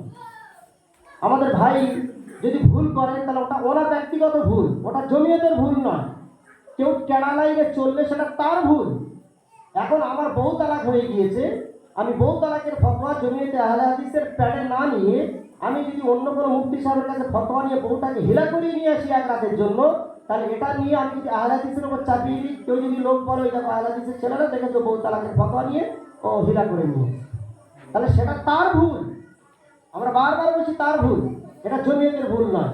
এর জন্য আমরা চাচ্ছি জমিয়তে আহলে হাদিসের ব্যানারে আমরা সাথীদেরকে যে বার্তা দিতে চাচ্ছি, ভাই এসো, শিয়াপন্থীদের আকীদা ভারতবর্ষে যেটা ঢুকেছে। আর আমি একটু শুরু করেছিলাম যে কথা দিয়ে যে ভারতবর্ষে 450 বেশি জায়গা আমার আছে, 4000-এর বেশি, যে জায়গাকে কেন্দ্র করে লক্ষ লক্ষ মুসলমান ইমান বিলিয়ে দিচ্ছে। যেমন কাছাকাছির ভিতরে আপনারা জানলেন আমাদের ক্যানিং আছে, মস্তানা হুজুরের মাজার। একটু চলে যাবেন 15 কিলোমিটার দূরে গিয়ে দেখবেন ভুটিয়ারি আছে, গাজী বাবার মাজার। ওখানে যদি সমস্যা মুসলমানের না মেটে, মেয়েদের সমস্যা না মেটে, তাহলে ওখান থেকে আমার একটু উন্নতি করে চলে যাচ্ছে কলকাতা তালতলা চলে যাচ্ছে। ওখানে যদি না হয় এবার আজমিরের টিকিট কাটছে যে সবচাইতে পৃথিবীর বড় বাবার কাছে গিয়ে দেখি যদি বাবা আমাদের কিছু দিতে পারে। এই আকীদা নিয়ে যে মানুষটা পাশাপাশি প্রথম গেল ক্যানিংয়ে, একটা মোরগ ছেড়ে দিল, দিয়ে দেখলো বাচ্চা কাচ্চা হচ্ছে না, চলে গেল ভুটিয়ারি, ওখানে 17ই শ্রাবণ পালন করে দেখলো কিছু হচ্ছে না, চলে গেল তালতলা। এবার তালতলা হুজুর কিছু করতে পারলেন না বলে আমি চলে গেলাম আজমিরের টিকিট কাটলাম। এই যে টিকিটগুলো আপনি কাটছেন, আমি এই টিকিটের বিরোধিতা করি। আপনি চলে আসুন ওই আল্লাহর দিকে যে আল্লাহ আপনার যার হাতে সবকিছু, যে আল্লাহ নিজেই বলেছেন যে পৃথিবীর কোনো দ্বারে গিয়ে তুমি খটখটাও যাই করো না কেন, কেউ তোমার একটা বাচ্চা দিতে পারে না, তোমার হায়াতের মালিক কেউ হতে পারে না, মৌতের মালিক কেউ হতে পারে না, সমস্ত কিছু মালিক আমি আল্লাহ। আমি একদিন এই কথাই বলেছিলাম, ভালো করে কথাটা শুনুন। বিজনেসের শরীর তার যদি রাগ হয়, আপনি আমার সঙ্গে গলা মিলিয়ে মেলান, আমি ইনশাল্লাহ আপনার সঙ্গে গলা মিলিয়ে চলতে রাজি আছি। আমার ভুল হয় আপনি বলে দেন। আল্লাহর সঙ্গে শরীরটা কাকে বলে? আজকে আমাদের এই যে আকীদাটা এটা করতে এসছে, এই যেমন তাজিয়া বা মহরমের আকীদাটা শিয়াদের থেকে এসছে, আর এই কবরের ধারে গিয়ে মানত করা আর এই দৌড় চড়ানো বাচ্চাদের জন্য মানত করা, এটা এসছে কিন্তু শিয়াদের থেকে নয়, এটা এসছে অমুসলিমদের কাছ থেকে। এটা হিন্দুদের কাছ থেকে আমরা পেয়েছি, কিন্তু ভারতবর্ষ থেকে হিন্দু লোক এখন ওরা যা কিছু করে আমরা দেখা যায় সেগুলো শিখেছি। এখন দেখুন শরীরটা আমরা কাকে বলবো? একটা বিজনেস করছি, আমি আর মোবারক ভাই দুজনে একটা বিজনেস করছি। এখন উনি আমাকে বললেন যে আপনি দিন 50,000 টাকা, আমি দিচ্ছি 50। এখন দুজনে 1 টাকা লাভ পেয়েছি। 1 টাকা যদি লাভ পাই তাহলে ওনার 50 আমার 50, তাহলে দুজনে 58 ভাগ হবে তো নাকি? তাহলে ওনার এই বিজনেস আমি শরীর তো। আচ্ছা, উনি আমাকে বললেন রুলকুতুস ভাই আপনার টাকা পয়সা নেই, আপনি এক কাজ করুন আমাকে দিন, আপনি 10,000 টাকা আর আমি 90 দিচ্ছি। তাহলে 1 লাখের ভিতরে যদি 1 টাকা লাভ হয়, তাহলে আমি 10,000 দিয়েছিলাম, সেই জন্য আমি 10 পয়সা পাবো তো, আর উনি 90 পয়সা পাবেন তো। কিন্তু 10 পয়সা হলে ওনার বিজনেস আমি শরীক হলাম তো নাকি? এইটাকে ভালো করে বুঝুন, 10 পয়সা হলে বিজনেসের শরীক তো। এখন আমাদের মধ্যে কিছু লোক আছে, শয়তান এমন করে বুঝিয়ে দিয়েছে, তাদেরকে যখন বলা হয় ভাই তুমি কোনো মাজারের টিকিট না কেটে তুমি সরাসরি হয় পারো মক্কা মদিনার টিকিট কেটে নাও, যেখানে গিয়ে জানাবার সেখানে জানাও যদি তোমার পয়সা থাকে, আর না হয় তুমি বাড়ির মসজিদে বসে আল্লাহকে বলো, তোমার সমস্ত সমস্যার কথা আল্লাহকে বলো। আর নবী মোহাম্মদ রাসূলুল্লাহ সাল্লাল্লাহু আলাইহি ওয়াসাল্লামের যে সিস্টেম সেটা তুমি মেনে চলো, আর তোমাকে কোনো জায়গায় যেতে হবে না। এখন ও বলছে না, আমি কি ওই বাবার কাছে কি যাই, মাজারে যাই, আমি গিয়েছি সেখানে আমি ওদেরকে আল্লাহ মনে করি? আপনি বলছেন আমাকে যে আমি শরীক করি আল্লাহর সাথে। ও বুঝতে পারছে না কোনো আল্লাহর ওলিকে কোনো মানুষকে, কোনো বাবাকে, কাউকে আল্লাহর যে বিজনেসটা, আল্লাহর যে গুণটা, সেই গুণে আমি পুরোপুরি যদি শরিক করি তবে কি শরিক হবে? সামান্য করলেও তো শরিক। এখন ধরুন একটা উদাহরণ দিই, হায়াতের মালিক কে? আল্লাহ। তো খুব ভালো করে বুঝে বলুন, হায়াতের মালিক কে? আল্লাহ। এখন এই আল্লাহ শব্দটা শুধু বলা নয়, আমি এবার পরীক্ষা করব। যদি আপনি বলেন হায়াতের মালিক আল্লাহ, তাহলে পরের প্রশ্ন হলো পার্সেন্টেজ অনুযায়ী, বর্তমানে এখন কম্পিউটারের যুগ, অঙ্কের ভাষা বুঝতে হবে। পার্সেন্টেজ অনুযায়ী আপনি আল্লাহকে, এই যে বলেন আল্লাহ, এটা কত পার্সেন্ট আল্লাহকে তার হিস্সাটা দিলেন? 100 দিলেন না কিছু কম আছে? হায়াতের মালিক আল্লাহ আমি বিশ্বাস করলাম, কত পার্সেন্ট? 100। 100 তো? আচ্ছা, এই 100 to 100 যদি হয়, একদম 100, তার মানে সামান্যতম আর হায়াতের মালিক পৃথিবীতে কেউ থাকলো না। এর অর্থ এটাই। না ডাক্তার হায়াতের মালিক হতে পারলো, না কোনো বাবা বা মাজারওয়ালা বা কোনো আলেম, মসজিদের ইমাম, কেউ হতে পারলো না। তাহলে এই 100 to 100, একদম 100 বিশ্বাস করতে হবে আপনাকে, তাহলে আপনি মুমিন। এখন আপনি সামান্যতম আল্লাহ 100% বলার পরেও আপনি যখন কোনো মাজারে গিয়ে মানত করছেন নিজের ছেলে অসুস্থ হয়েছে বলে, এই আমলের দ্বারাই আপনি বোঝাচ্ছেন এটাই যে আল্লাহ 100 হলেও এই মাজারওয়ালারও কিছু পাওয়ার আছে।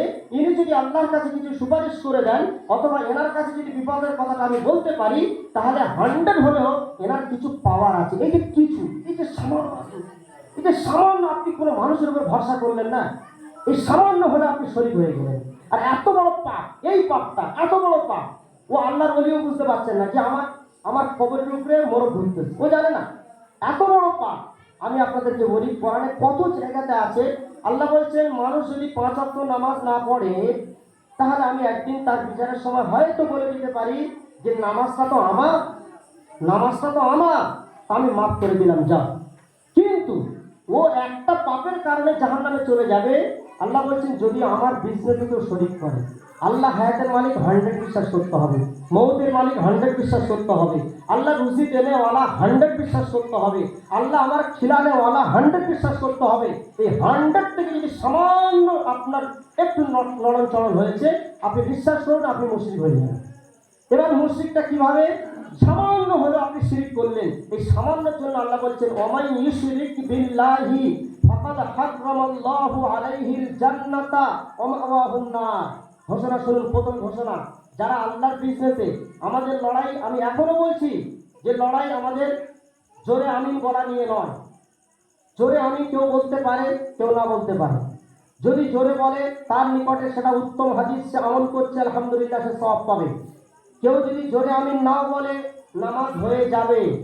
ভালো করে শুনুন, কেউ যদি হাত বুকে বাঁধে আর কেউ যদি নাভির নিচে বাঁধে, দুজনেরই নামাজ হয়ে যাবে।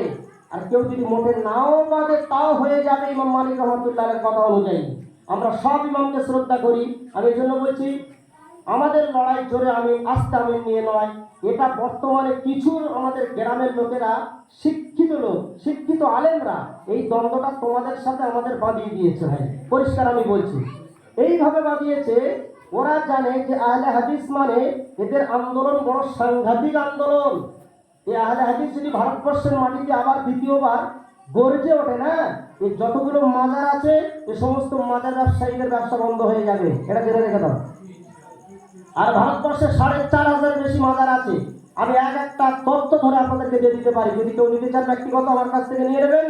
আপনার হায়দ্রাবাদ থেকে শুরু করে পাকিস্তানের বর্ডার থেকে শুরু করে এই বাংলাদেশের কোল পর্যন্ত মাজার ব্যবসায়ীদের ব্যাঙের ছাতার মতো গজিয়ে উঠেছে।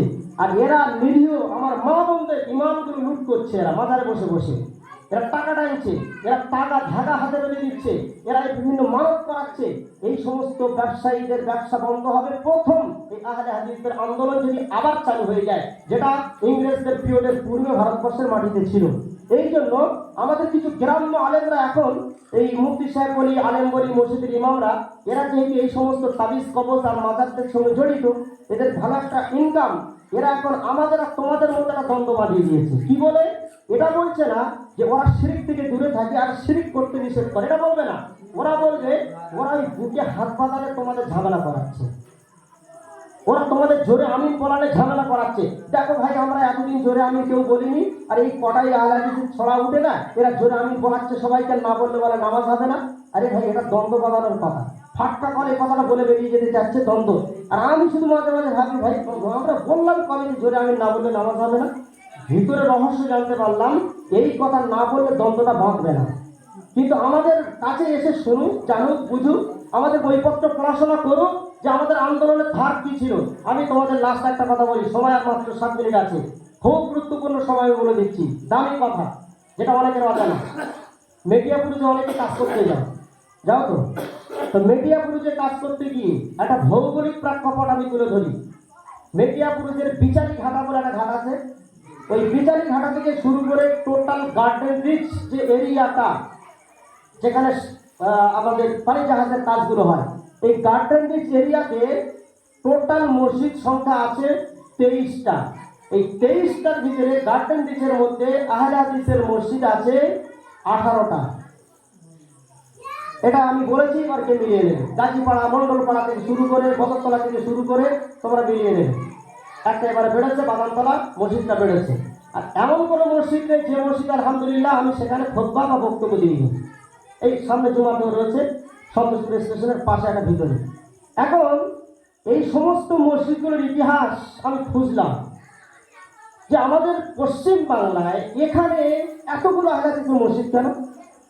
তখন তথ্যগুলো জানতে জানতে আমি দেখলাম যে আমি নাটোয়াতে যখন পড়াশোনা করেছি ওখানে একটা বিশাল বড় আল্লাহর ওলি এসেছিলেন, তার নাম সৈয়দ আহমদ শহীদ। আমি গত 4-5 দিন আগে রাত্রে ভাত খাওয়ার সময় আব্বাকে এই ঘটনাটা পুরো শুনিয়েছি যে সৈয়দ আহমদ শহীদ রহমতুল্লাহ আলাইহি উনি এখন পানিপথে হজ করতে গিয়েছিলেন সৌদি আরবে, পানিপথে। এখন উনি কি জাহাজ, তখন আর জাহাজ সিস্টেম মতো ছিল না, ওই নৌকায় করে 70 জন সাথীদেরকে নিয়ে সৈয়দ আহমদ শহীদ রহমতুল্লাহ আলাইহি উনি হজ করতে বার হয়েছিলেন। তো লখনৌ থেকে জাহাজটা, ওই নৌকাটা শুরু হলো যাত্রা বিহারের পাটনা, আর পাটনা থেকে শুরু হলো কলকাতা। আর এই কলকাতার যে বিচারীঘাটা নদীটা আছে, এই নদীপথ ধরে ওনারা আমাদের বঙ্গোপসাগরে নামবেন, আর বঙ্গোপসাগর হয়ে শ্রীলঙ্কা বেট দিয়ে ওনারা সৌদি আরবে যাবেন। এই নিয়েতে ওই বীর পুরুষ সৈয়দ আহমদ শহীদ আহলে হাদিসের একজন বড় ইমাম, বড় আলেম, তিনি এই সফরটা শুরু করেছিলেন। আর তখন আমাদের ভারতবর্ষে সমস্ত জায়গাতে ইংরেজদের শাসন চলছিল। বেশ কিছু লোক বলে না ইংরেজদের দালাল। ভাই দালাল যদি হবে আর ইংরেজরা যদি এদের নাম রাখবে আহলে হাদিস, তাহলে ঘটনাটা শোনো।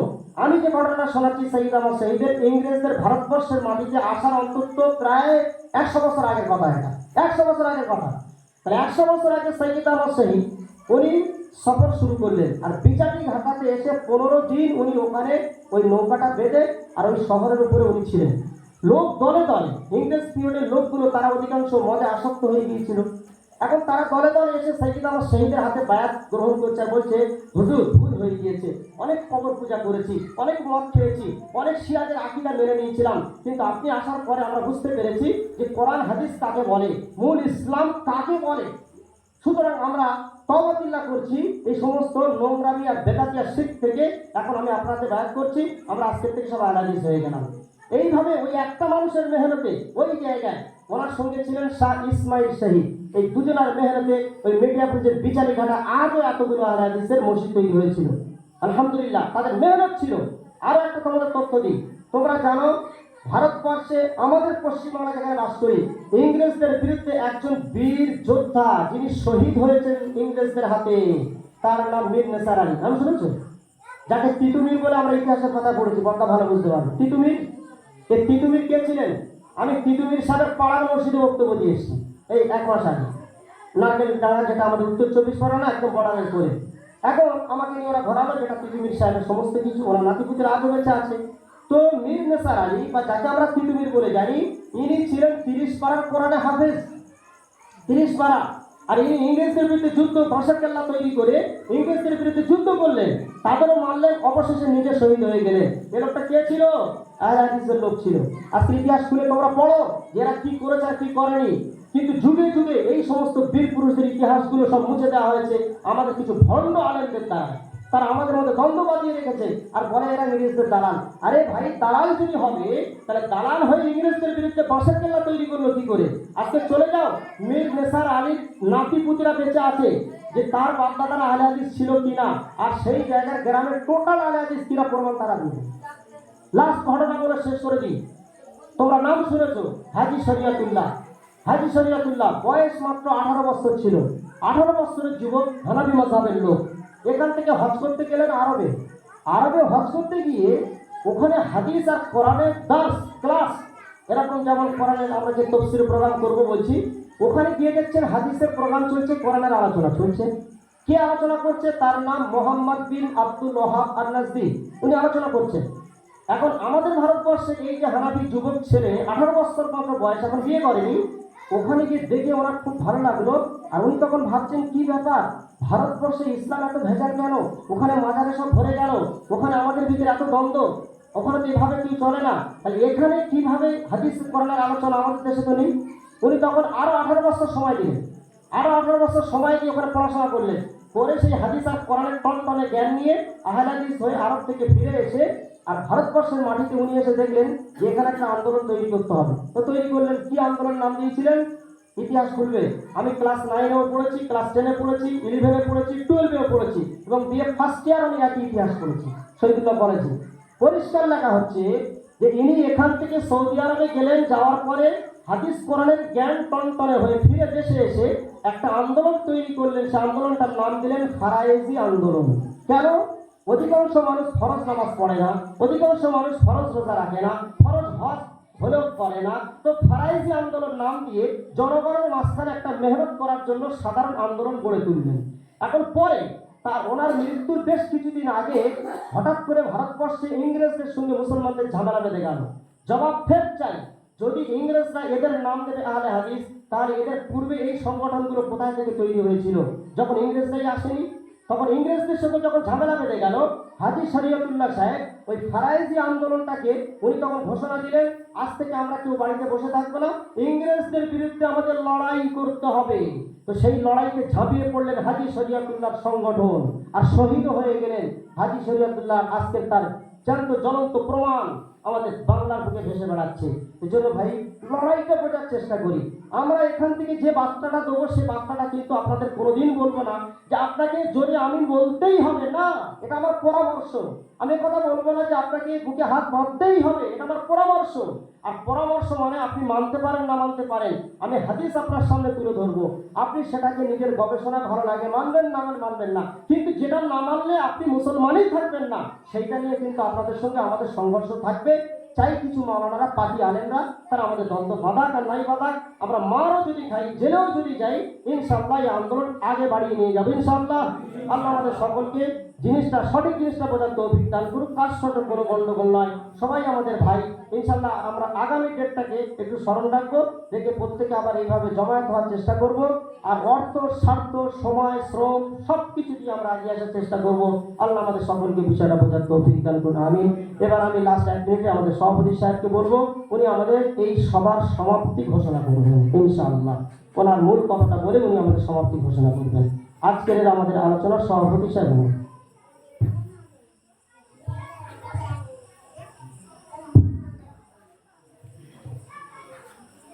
আসসালামু আলাইকুম। নাহমাদুহু ওয়া নুসাল্লি আলা রাসূলিল কারীম। উপস্থিত বাইরে সম্মানীয় অতিথিবৃন্দ, উপস্থিত আমার এলাকার ভাইয়েরা, ছেলেরা, ও আজকের যে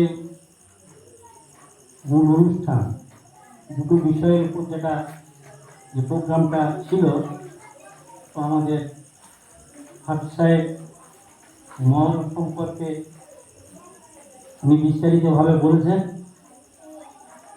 আমরা সবাই অবগত আছি। আর দ্বিতীয় যেটা ছিল সংগঠন, কমিটি নির্বাচন, সে সম্পর্কে আমাদের মোবারক বাবু উনি একজন এক্সপার্ট হিসাবে মানে বিস্তারিতভাবে যা বলেছেন, মানে পুনরায় আমার সেটা বলার অপেক্ষা রাখে না। তবে আমার ব্যক্তিগত ব্যাপারে আপনাদের কাছে একটা অনুরোধ রাখবো হাউসে, যে ইতিপূর্বে যে কমিটিটা আমাদেরকে সভাপতি, সহসভাপতি হিসাবে নির্বাচিত করা হয়েছে, বিশেষ করে আমার গ্রামের ছেলেরা আমাকে ভালোভাবে জানে যে আমি খুব ব্যস্ত মানুষ, বিভিন্ন সময়ে বিভিন্ন সংগঠন, বিভিন্ন কাজের মধ্যে আমার সময় দিতে হয়।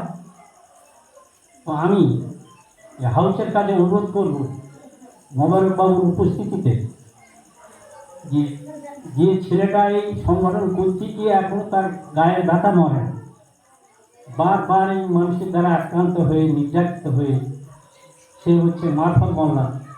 আমার তরফ থেকে আমি অনুরোধ করব আমার এই পদটা মারফত মোল্লাকে দেওয়া হোক।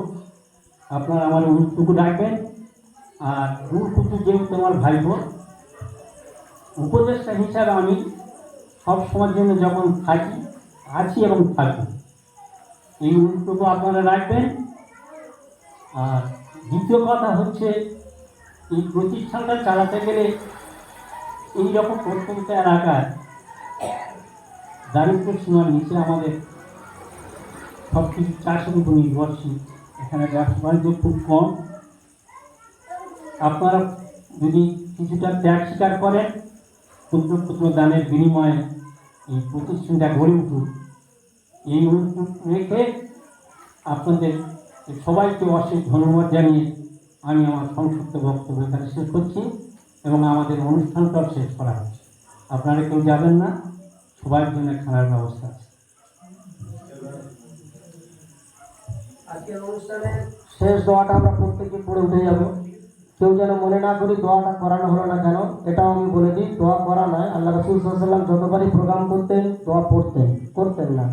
তো যে দোয়াটা আল্লাহ নবী পড়ে উঠে যেতেন এবং বলেছেন এই দোয়াটা কেউ যদি পড়ে উঠে যায়, তো আমাদের বসার মধ্যে যদি আলোচনার মধ্যে কোনো ভুল হয়ে থাকে আল্লাহ আমাদের মাফ করবেন। আমরা সেই দোয়াটা পাঠ করি, সুবহানাল্লাহি ওয়া বিহামদিহি, সুবহানাকাল্লাহুম্মা ওয়া বিহামদিকা ওয়া আশহাদু আল্লা ইলাহা ইল্লা আনতা ওয়া আস্তাগফিরুকা ওয়া আতুবু ইলাইক। ঠিক আছে, আমরা প্রত্যেকে এখানে একটু ঘুরে বসে যাব। আমাদের ছেলেরা, আচ্ছা আমরা যারা ওযু নেই একটু আমরা 5 মিনিট ধৈর্য ধরি, ওযু যাদের নেই একটু আমরা ওযু করে আসি। আমরা এখানে একটু নামাজটা পড়ি, ইনশাআল্লাহ ফরজ নামাজ পড়ে খাওয়া দাওয়ার ব্যবস্থাটা করে দিচ্ছি। অনেক সাথে রাত হয়ে গিয়েছে, অনেকে নামাজ পড়তে পারবে না। যাদের ওযু আছে এখানে ঘুরে বসে যাই, যাদের ওযু নেই বাইরে মোটর আছে, পানি ব্যবস্থা আছে, আমরা ওযু করে নিই তাড়াতাড়ি। আর নাজমি তুমি কোথায় আছে, এখানে চলে এসো, তাজ দুজনে।